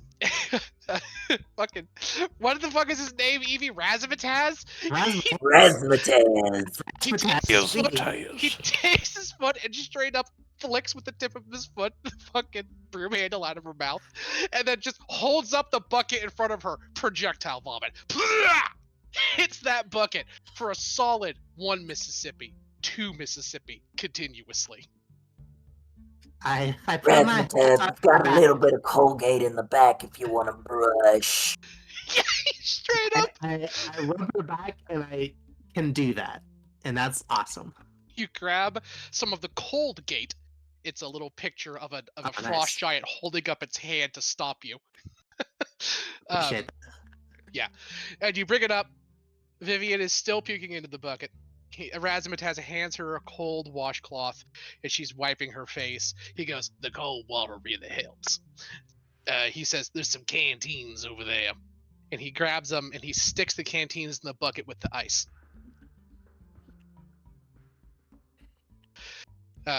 She gets it out of her system. You don't have to puke. Your body absorbs it, and it's nothing for you. But you look at Vivian. She looks rough. What this has done, it has given her a point of exhaustion. That's so valid. On top of her getting a point of exhaustion for not sleeping. So fair. Do I also get one of those, I bet? No, well, oh yes, the one for not sleeping, but you don't get another one for this. Hey, that's fine. She drinks the cold water down and quells the fire in her throat. Razzmatazz offers you a cold canteen. I take it. It's gone. Yeah, no, you drink the whole thing. It quells the fire that is the inside of your esophagus. It's like it's down. It's completely gone. Vivian looks. Loses the finger. Vivian looks up and says,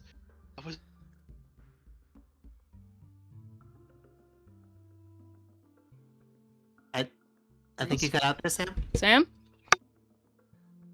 Vivian looks up and says nothing. That's what's happening. Samothy, no. Brain damage. Am I coming through? You're coming through. Hi, Savvy. Yeah. Hi. I think Hello. our connection is continuing. I think Sam may have passed out from the drama of what he was describing. Oh. I'm cutting out. There we go. There you go. I hear you. Welcome I hear back. Where did it cut out? Vivian looks at me and says, Oh. Nothing. Vivian looks at you and says, "That was the second most horrible, painful experience of my life. The first, I can't remember. It worked. Good gods, Neon, it worked." "Hey, that's good. That's good. What do we? Razzmatazz. Magic of Razzmatazz. Razzmatazz, we're having a moment right now. Can you shut up? We'll go smoke outside. Thank you, Grabs Razzmatazz. a pack of cigarettes. It crawls through the fucking pipe. Okay. It's so So- important to me that every bit of service that Razzmatazz provides comes with a complimentary balloon animal. Yes, it will. All right. Vivian looks at you. Is this what it's like being an adventurer? No, that sucked ass. She nods. Technically, it is. No, that was fucking awful.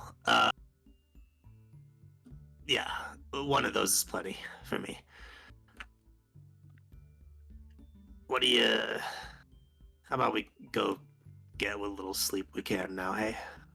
She nods. You guys crawl out through the pipe. Vivian doesn't. Well, actually, let's see. I'm gonna make this one open. She does not puke this time. Hey, She probably doesn't have anything left, if I'm being honest. she's getting stronger. She is. And by You get getting outside. stronger, we're locking away the bad memories. Wahoo! Yeah, taking a shortcut, baby. Look, if I had a nickel for every time a player of mine had to have their character suppress a traumatic experience with non-standard psychotropic means, I'd have 2 nickels, which isn't much, but it's odd. Actually, I'd have 3, which You'd have isn't much, 3, but it's yeah. odd that it's happened 3 times. Yeah, you keep I mean, I throwing- feel like that's a standard for a characters lot of into people traumatic to like situations. manage trauma with drugs. Look. It is At why least the Maribel- psychiatrists exist. It's a literal job. Look, calling a mind flayer tentacling your brain a psychiatrist is a very, very rough extreme stretch. loose usage of the term. Look. Listen, the same in way the case he of the was a mind flayer, psychiatrist- it wasn't to suppress memories. It was to gain memories. No. I'm talking about in Sigil, where you had the mind flayer put up the wall to block the song of that eldritch horror. You mean the Lich who is my doctor? It was the Lich that I did it. thought I thought you went to a mind flayer to do that. Remember? No, the mind flayer Oh, was God. because I helped the mind flayers, and they're like, we don't know how to repay you, but we do realize there's something going on in your head. So they're Oh, like, that's right. well, let's fix right. that as payment. So she was like, sure, I guess. And so they gave her her memories back, and then they put in a wall so that way she didn't have any psychic backlash. Ooh, That's true. And again, calling those mind flayers psychiatrists is a very loose term. Listen, I didn't call them psychiatrists. I was talking that's about right. the fact you that called your lich. Okay, that's. I saw a doctor. Okay, that's. I saw a professional. ooh. Again, well, lich. To get back to the topic of mind flayers tentacling your brain, I'm Becca, just you have saying. a responsibility in your I channel. know, I see it. I know. I just needed to finish my thought, otherwise I wasn't going to remember. Anyways. Go ahead. Ara. Thank you. Ooh. There you go. Falcon Fett calls from the beyond. You're welcome, bitch. She says it in her sleep as she has, I guess, sexy dreams of Mistopheles. I don't know. Look, that is your area to narrate. Listen, not I narrate. don't know. She's asleep right now. So I'm like, well, she did read the sex book. She also talked with what's her face, and she was last reading about Mistopheles. That's all I got. Roll me a horny dream percentile dice, D100. Oh my goodness gracious. Why am I rolling? A blow. Oh goodness. Why am I rolling this? 59. Hey. 10 off. 59. You see Aw, 10 Mephistopheles looking at you from your vision. His eyes match yours. Oh god, are his hands bigger than usual? And that's all that I'm going to narrate. Oh god. Yeah. Oh god. Fair Alright, come on, enough. that was funny. That was very funny. I said Mamma Mia. What more do you want from me? In the distance, Malkathet just whispers, the Yahweh hands get him every time. So true. Oh my goodness. Oh gosh. It Alright, kills me. I know. So, Ara indeed. Uh-huh. I mean, your dreams, bitch! Anyway. No! And then Mistopheles proceeds to beat her up at the end. There you go. That's her dream. That's a sexy dream.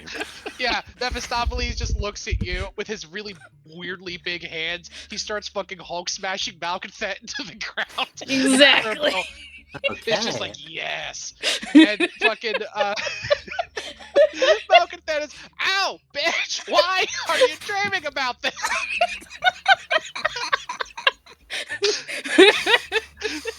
I don't see what the problem is. I don't either. So you and Vivian crawl out of the pipe. And you're outside. Razzmatazz turns around and hands you each a horrible little balloon animal. One is of an owlbear, and the other one is of an Otyug. Nice. Not to disrespect your services here, Razzmatazz, but what the fuck is this? This is the complimentary balloon animal that comes with every Razzmatazz service. Okay, not now. You haven't answered my question. Wait, what are you talking? Oh, you're I want to asking know me what an the Otyug animal. is? Asking why the fuck is there a complimentary balloon animal in the illicit drug palace? He goes, it's the small touches that lead to repeat customers. I'm never coming back here. You're never gonna see me again. That bitch! He fucking runs off down a different pipe. Oh my goodness. Vivian looks at you. That was ominous. Yeah. No.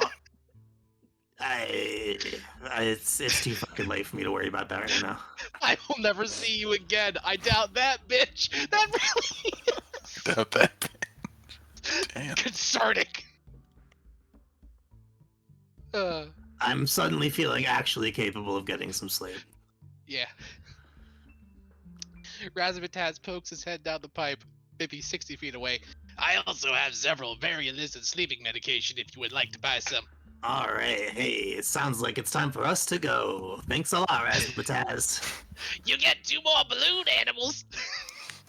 If anyone ever asks if I was here and you see anything, I'll kill you.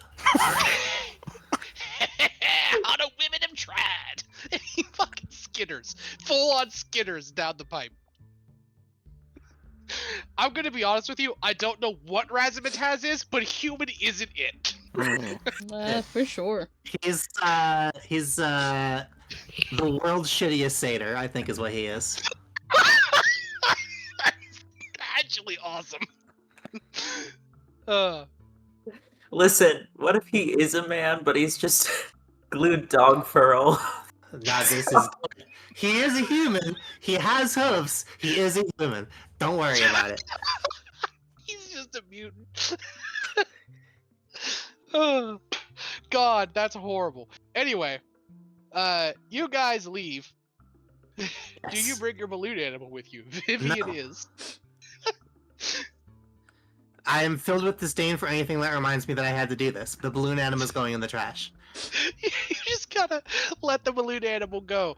It floats up and up and up until it hits the garbage trail at the center of the of the pipe. It just kind of sticks there. Where there are 38 others just like it. Yeah, there are. Oh. He had 38 customers that day. Oh no, those have been there for years. Oh. That was his 39th customer lifetime. Listen, I'd say it's impressive if a balloon could stay up there for any amount of time. Look, deride Razzmatazz all you want. He treated you well. And... No, listen. He is now the sole reminder of the second time the world's worst trauma happened to Neon. She fucking hates his guts. That's unfair, but understandable. He did exactly what he said he would do. He didn't even rob you while you were out. No, He could have. No, listen. Should've. Objectively, he did a good job. If I ever see him again, it's on site. Sad. I want to say,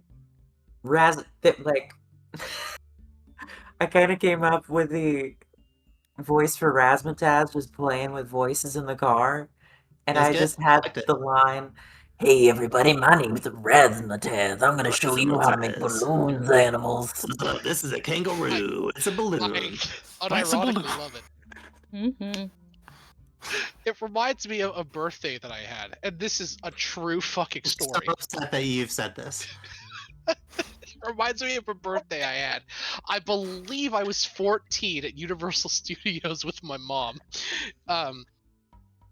My dad had left our family a few years before this.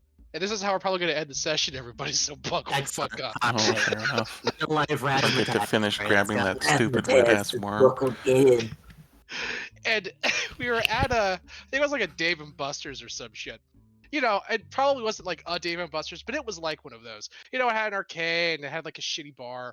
And there was they heard it was my birthday. Again, I was 14. And we're sitting there, and I think I was having like fucking buffalo wings. And I was eating them. And you know, it's buffalo wings, right? You kind of gets on your hands and shit. A little bit. And this dude comes over, full fucking top hat, suit, vest, and a tie. It goes, "I'm the balloonatic. Would you like a balloon, little boy?" And I'm like, I was terrified. No, you didn't say, "Oh yes, motherfucker," at 14? And I'm like, sure. He goes out of his way to make the coolest fucking balloon sword I had ever seen. Oh. And he's like, "That's for you." And I'm like, "Thank you, Mr. Balloonitic." And he just fucking wandered off. And I found out later he didn't even work there. He was just a dude that was Hell yeah. around. And he apparently had a job somewhere else and was either eating here or doing some shit. And they, like, he heard that there was a kid with the birthday, and he's like, I waited my whole life for this. This is the moment. It's time. The Balloonatic is unleashed. And this entire session unlocked that memory for me. That's Happy very funny. Nice. Sam. Oh, goodness. I entirely forgot that fucking happened until just now. That's Nice. so fair. Anyway, yeah, you guys have a horrible experience with the Pipe Wizard. Congratulations. It was a God. horrible experience, but was it worse than the Bobber? I think no. No. The Bobber was horrible and traumatizing. Razzmatazz is also traumatizing, but in more of a funny, quirky kind of way. Yeah. No, that's fair.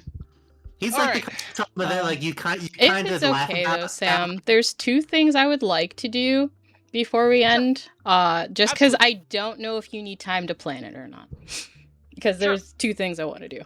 First thing, my character, when she wakes up, she would like to try to remember as much information as she can from the Book of Vile Darkness about I can't. Mephistopheles? Yes, I can't say his name. Mephistopheles. Uncle Sure, Meph. you'll find out different information than what Malcontest's book gave you, obviously. Yeah. But you may absolutely try. That's okay. I have a surprising amount of information on him. What specifically were you looking to know? Because there was probably. Oh, there you go, Sam. Cut out again. Well, he likes Sam. cannolis. We know that. Well, he and not- he's into shoulders. Do recall he does like cannolis. Remember you saying He likes cannolis. you saying Loves them. that? Shoulder guy. He likes shoulders. Yeah. Little bit like of naked shoulder. Like Does little Yeah. bare If, shoulders, yeah. if you have like one strap of your Mhm. dress, Okay. on your arm, there like, you are. win. Oh, that's fucked up. Yeah. I think. Wait, Getcha. what happened? There you are, You you're got back. outta- You cut We're out. establishing things without you I being got here. that, but I come back and I hear Neon say the ass strap of your dress. What? Ooh. Oh, I don't know No, about no, that Wait a one. second. No, you misheard what I said. I fucking don't think so. What I said was Mephistopheles is a shoulder man, so if you let one strap of your dress fall off your shoulder, then you win the competition that you're having with Mephistopheles. Well, what if I was Fine. wearing a dress that didn't have shoulders? Well, it's the Oh. reveal, you know. It's not. Then It's not you're the a same. hussy and you need to get out of his Well, Well, house. no, I mean, like, what Cross. about the dresses? Like, you know, the medieval dresses where they show a bit of the shoulder, but it's like the sleeves are on the shoulder itself, like on the Yeah, they're side. detachable sleeves. That's what Hatsune Miku wears. All right. What? Look at Hatsune Miku. She wears one of those dresses. I always It's a look schoolgirl Hatsune uniform, Miku. but her sleeves clasp at the shoulder. I'll have to look that one up. Seriously. Savvy, you're a Vocaloid nerd. Is this true? I mean, her sleeves are detached, yes. Correct. Thank you. I'm not talking Uh, about detached sleeves. I thought you were. Like the sleeves aren't attached to the body of the dress. No, That's they're how a lot of attached to the body of the dress. It's just they're designed to be on the side, not over the shoulder. Oh. Like the Okay, I classy thought you dresses. meant, like- I thought you meant like the ballroom dresses from back in the day that had like the bodice and shit that comes up above the breast, and then they like the upper shoulders are completely bare, but they would put sleeves on, regardless. Anyway, No. I was talking about the yeah. Anyways, doesn't matter. anyways, okay, you said you wanted to scour the Book of Vile Darkness about Mephistopheles. I was trying to tell you before I was so rudely disconnected by my internet, that it was likely large amounts of information in the Book of Vile Darkness on him. You need to be specific. What are you trying to recall? She is trying to recall like the most ideal ways to communicate with him. Unironically, Starry. You don't even need to search that. Starry could communicate with him directly because she's somehow weirdly fucking connected to him. You just need to ask her and she'll show you the ritual. Maribel, I don't even need to make a check. Mari would know this. Okay. Well, then yeah. And I guess I'll just wait until next session then, because she wants to try to communicate with him next session. You can do that, or you can attempt to communicate with him yourself if you don't want to involve Starry. You can attempt to do a ritual to communicate with him directly. I mean, it's more of like if it's ideal to communicate with him directly or with Starry around for the more what's the term? Amicable ending? Like not pissing him off? Amicable ending. I think that depending upon it, Mari, again with her high social knowledge and good charisma score, would understand that it depends on what you're trying to ask him. If it's a subject that he doesn't want Starry to know about, her being there could be detrimental to your cause. Okay. She's just trying to basically figure out what it is that Mephistopheles wants with Starry. Like, if this is, like, he actually cares about her, or if this is, like, an end goal for him for something else. Sure. That's what I she's get trying you. to Mari, do. give me an insight check. Insight. Insight for someone you've never met. Let's go. Well, I mean, I've studied him. This is the It's best good. I got. It's good. Yeah. You would assume that such a personal subject, it would be better to talk with him alone than without Starry. And yeah, give me a history check with advantage. History. 21. You know how. You can communicate with him via. There are several spells that you can do. Some of the more garish ones typically require the sacrifice of an innocent creature or the destruction of sacred knowledge to communicate with him. So you can either do a ritual in which you burn a spell scroll of the 5th level or higher, or you can do a ritual in which you sacrifice an innocent animal. Well, she'll do the spell scroll because she does have the cow one. I think that one was 5th level. You're gonna get rid of bovine intervention. No. Yes. Really? Yeah. Well, I mean, she could just learn it and then just burn the scroll. Would you like to add it to your spell list first? Yeah, she'll add it to her spell list and then she'll just burn the scroll. Can I add it to Sure. my spell list? Maribel can teach you. Yeah. Maribel, you cut your hand and make a horrible sigil on the ground. You place the spell scroll in the center, you drop some blood on it, you speak some eldritch tongues, and you light the scroll afire. It burns for a moment, then a very familiar blue-black flame bursts from the center. A smoke cloud rises in the air. That smoke from the burnt spell scroll and the blood congeal. It pulls together and becomes the shape of Mephistopheles. He's not physically in front of you, obviously, but this is a facsimile, a visage Mhm. made of smoke and ash and blood. He looks down at you and raises an eyebrow and he says, "Was our first introduction not sufficient enough?" No. Considering what I wanted to know, you kind of cut short. I have met many mortals in my history, and few have been so brazen and foolish. What is it that you have summoned me for? I want to know your... What's the word? I want to know your goals with Starry. I want to My know if you goals- actually care for her or not. My goals are eons spanning and not the privy of mortals, regardless of their relation to my niece, and in regards to her, if I care for her or not. Care is a difficult thing for one such as I, but I can tell you this. I care for her as much as I am capable.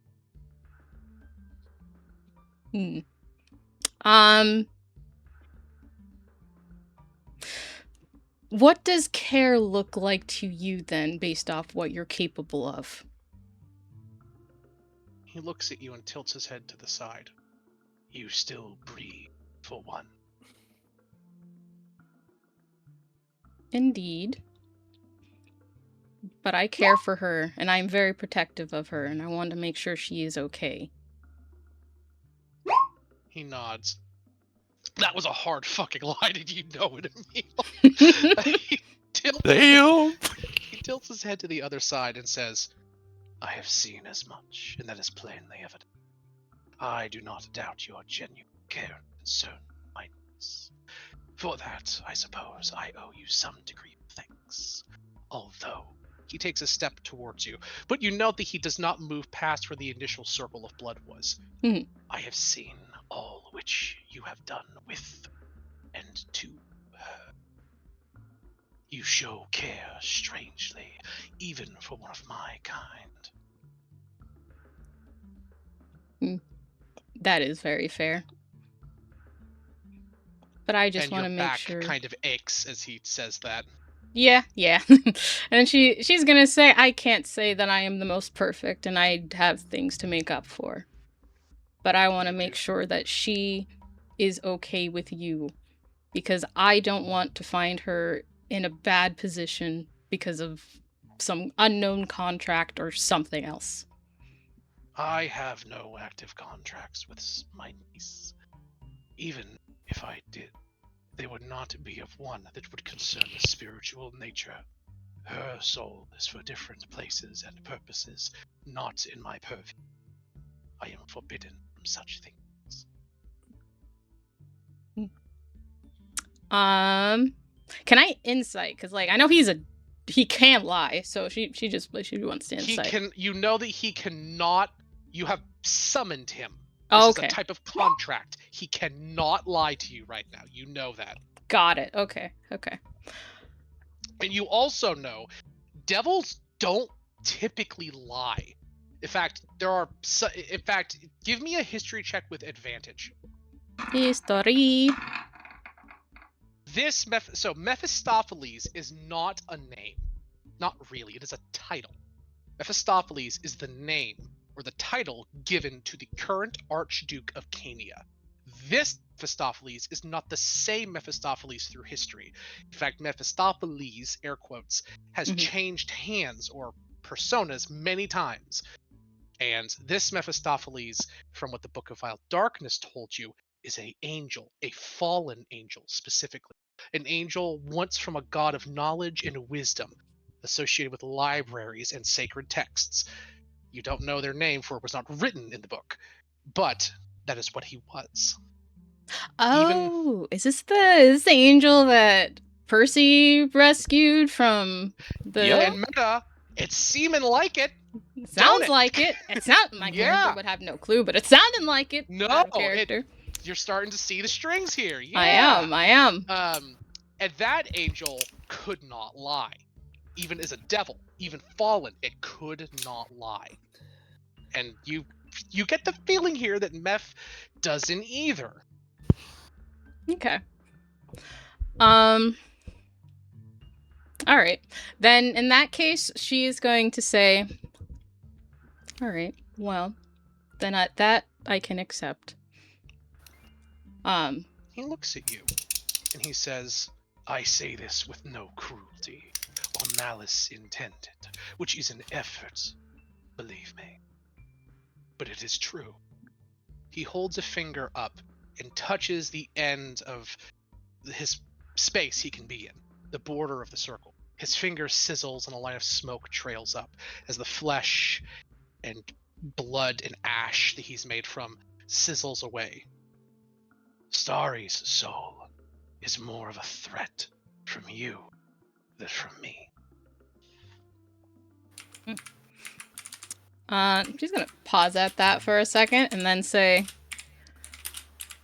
well, even if she is more of a threat to me than you, I'm just more you are more of a threat to her than me. Oh, is it because of my divine heritage? No, child. It is because you play with forces that you cannot comprehend. You are of that which is... He stops himself. Something I should not speak. And you have toiled with forces in the past. Currently, he flicks his hand. A wind gusts through the air, knocks your bag off of the table. Malkathet's book clatters to the ground. And shall meddle with forces beyond your comprehension.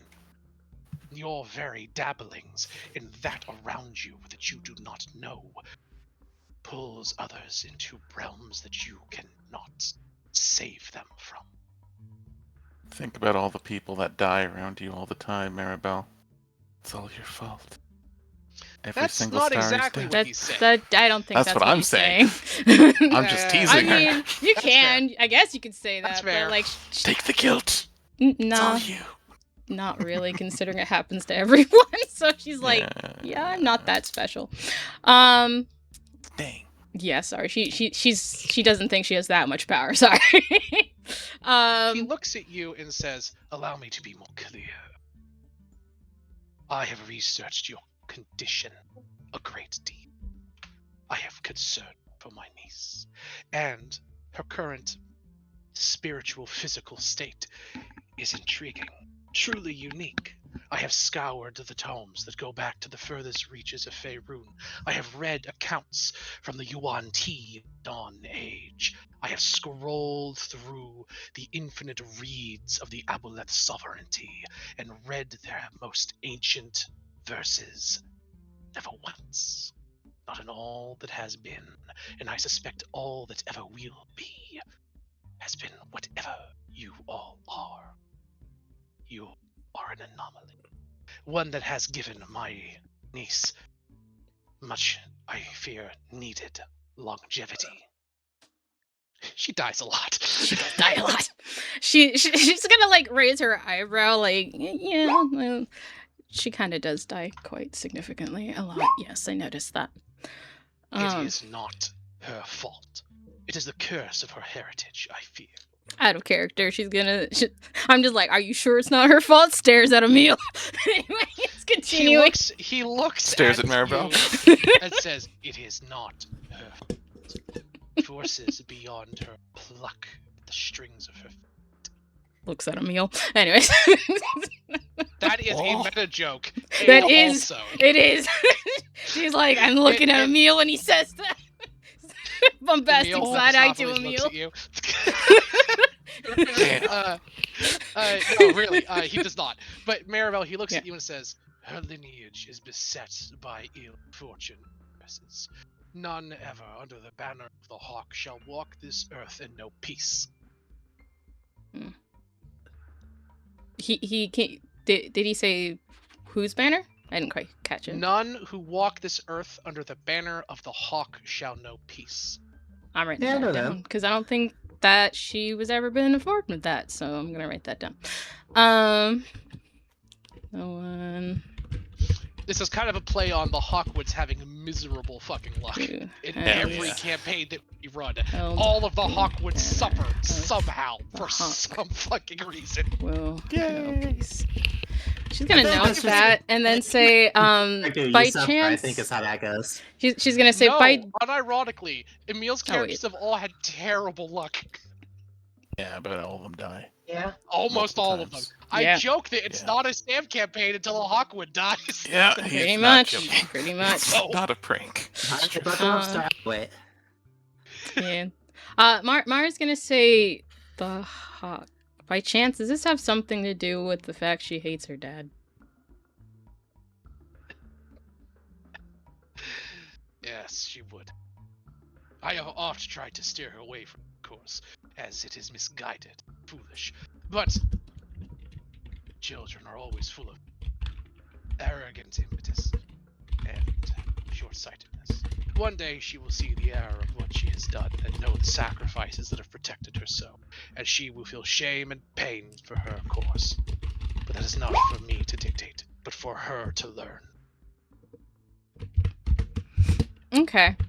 She's gonna quietly listen for a second and then just be like, alright, you kind of sound like a dad in this instance, so fair enough.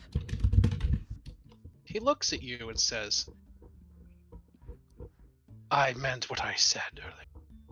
Your actions endanger Starry. My point that I was trying to get to before we sidetracked was this.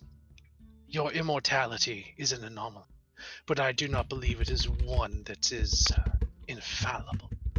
There are certain forces in existence that I believe, and I do not wish to test, that could unmake you, destroy you so permanently that it unwinds your story back to the very beginning." She's gonna think about that and then say, when you say in the very beginning, like, do you mean send us back to when it all first started?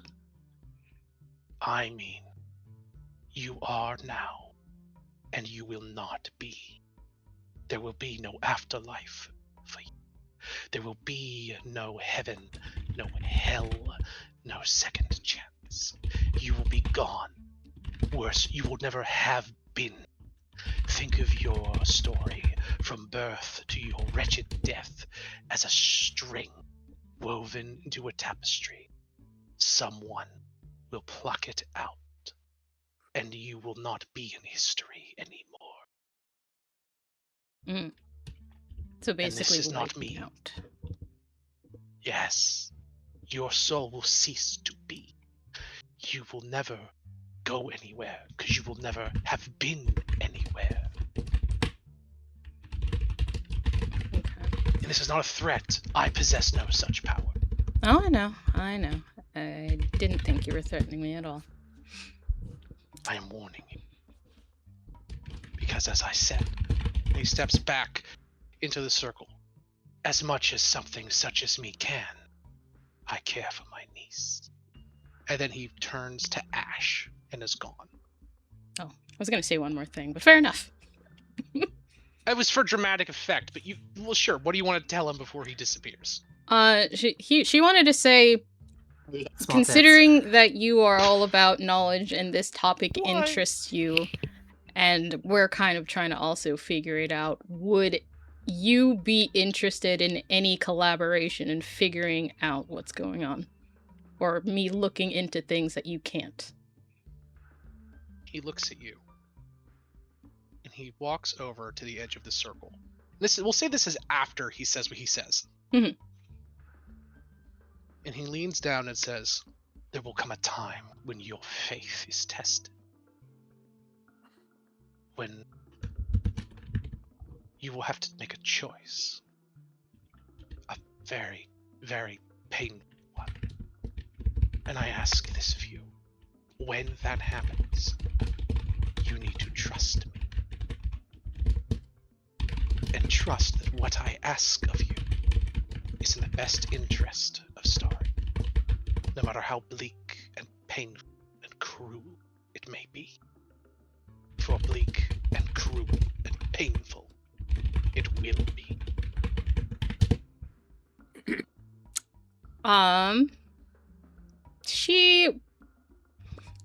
She's gonna stare at him, like, straight in the face, like, his eyes, and in the back of her mind, she's like, the core of her being, because she is just innately good, she just doesn't want to, but she's going to try. And she's gonna say, I'll do that for Starry. She nods.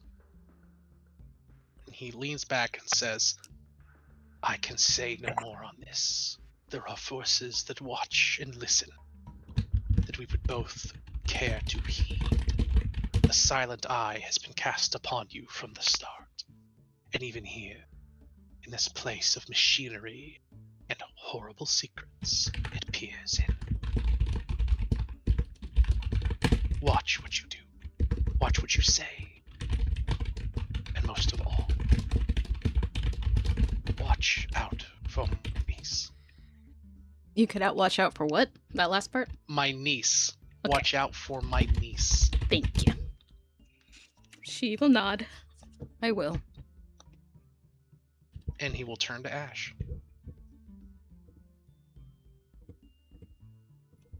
And then he throws a Pokeball at you. That would be funny. That would Bam. That would be. He just throws a Pokeball, hits her in the face. What's that supposed to do? I'm not a Pokemon. I've got a Pokemon. Yeah, no, bitch. Drags me to hell.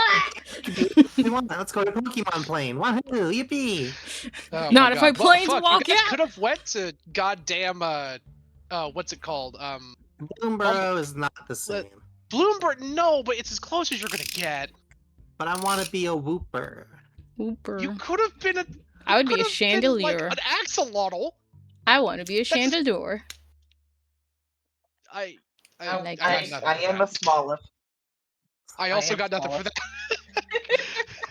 All right. Anyway, yeah, you sit there. The smell of ash and blood seeps into the room. You just spoke with an Archduke of Hell and survived. No mental trauma. Very few can say the same.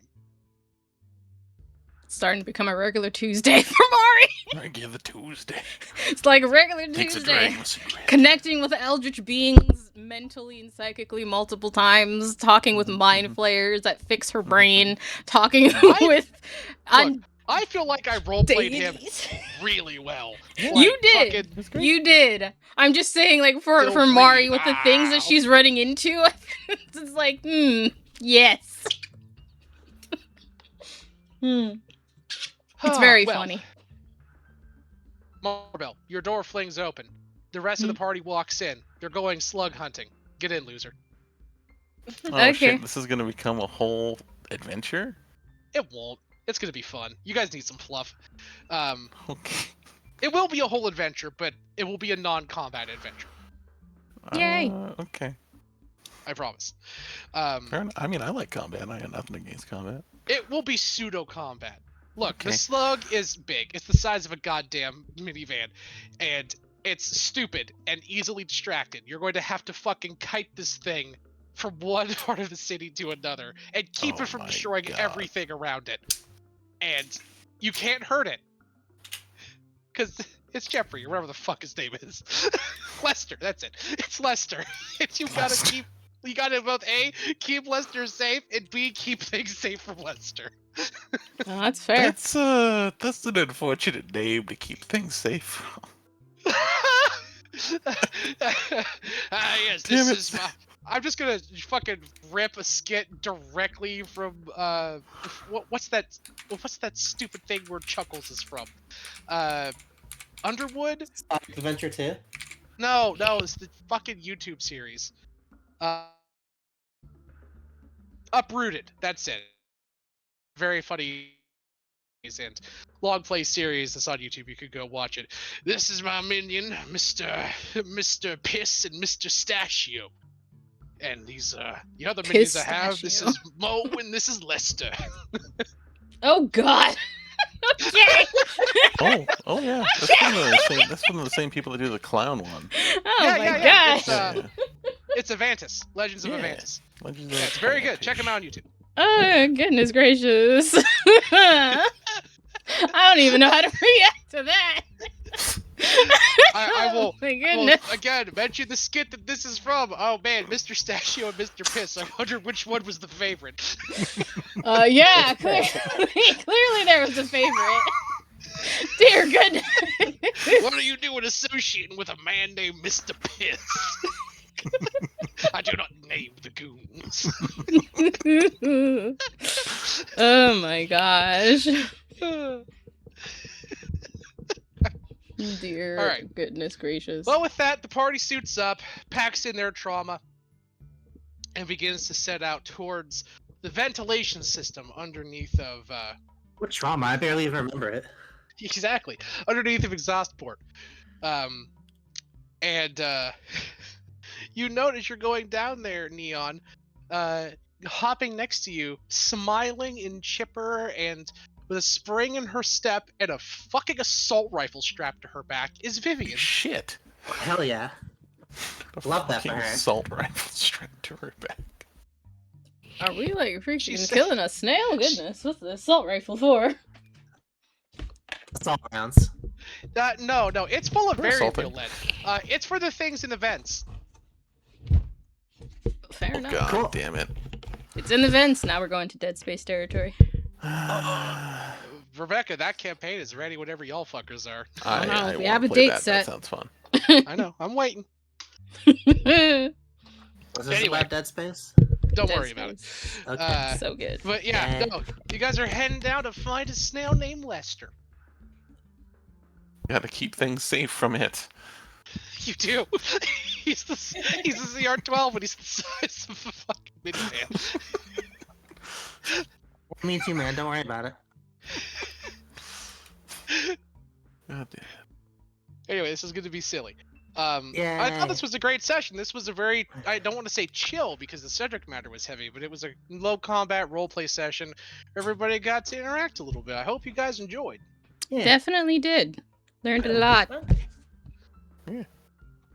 I forgot a Thank you. lot. Me too. Every day. Yes, hopefully. I'm worried. Actually. Mari just remembers everything. She's like, oh, Not the yes. Alzheimer's. Remember the Alzheimer's. everything. And not the Alzheimer's. Stop that. No, not that. Don't forget the Alzheimer. Stop No, that. stop Okay. that. Okay. Alright. Well, I am going to hop off of here. Yeah. This was super fun. It's 1 o'clock where I am. I hope you guys all enjoyed. I hope you all enjoyed listening to Twitch. Tune in next time. Absolutely. Good Good night, all. night. Peace. Later, nerds. Alrighty. I am looking to see whomst we are going to read you guys out to. You know, how long is this? This guy's been streaming for the past 6 hours, so Damn. we're just gonna raid just to see if he's gonna keep on streaming, cause like Silva's nuts. Wow. He's been playing Terraria this whole time. But I never get to raid out to him, so we're raiding out to him. Get him. So we're raiding out to Silva Zerker. He's a friend of mine, and he's a very chill dude. Oh. He's also really good at Terraria, Stardew Valley, and friggin' most games. So, just raid you guys out to him. He's pretty chill. Make sure you say hello. If you guys are following me, you guys can use the first raid message, but if you are subbed, you can use the second one. But thank you all for hanging out with us and enjoying our D&D game. As you know, we try to do this every Friday when we can. We'll probably do this again next Friday. As for my next streams, they may be iffy in the coming week because I'm getting sick. So we're gonna see how it goes. I'm gonna try to stream normally next week, but no promises. Because as I said, my brain has been very fuzzy today, so I've been struggling with a lot of words and processing. But I will do my Sweet best goddess. to stream. Yeah, I've been gradually, in a very concerning way, getting sicker throughout the day. Oh. So we're gonna hope for the best, but we'll see. But otherwise, I'll see you guys next week on Wednesday. But otherwise, you guys have a great week. Remember that you guys are appreciated, you are loved, you guys are amazing people, and we appreciate your presence and listening in on our D&D sessions. Alrighty, you guys have a lovely day. Thank you so much for being here. And those on YouTube also appreciate you guys as well. You guys have a good night. Bye-bye. Bye-bye.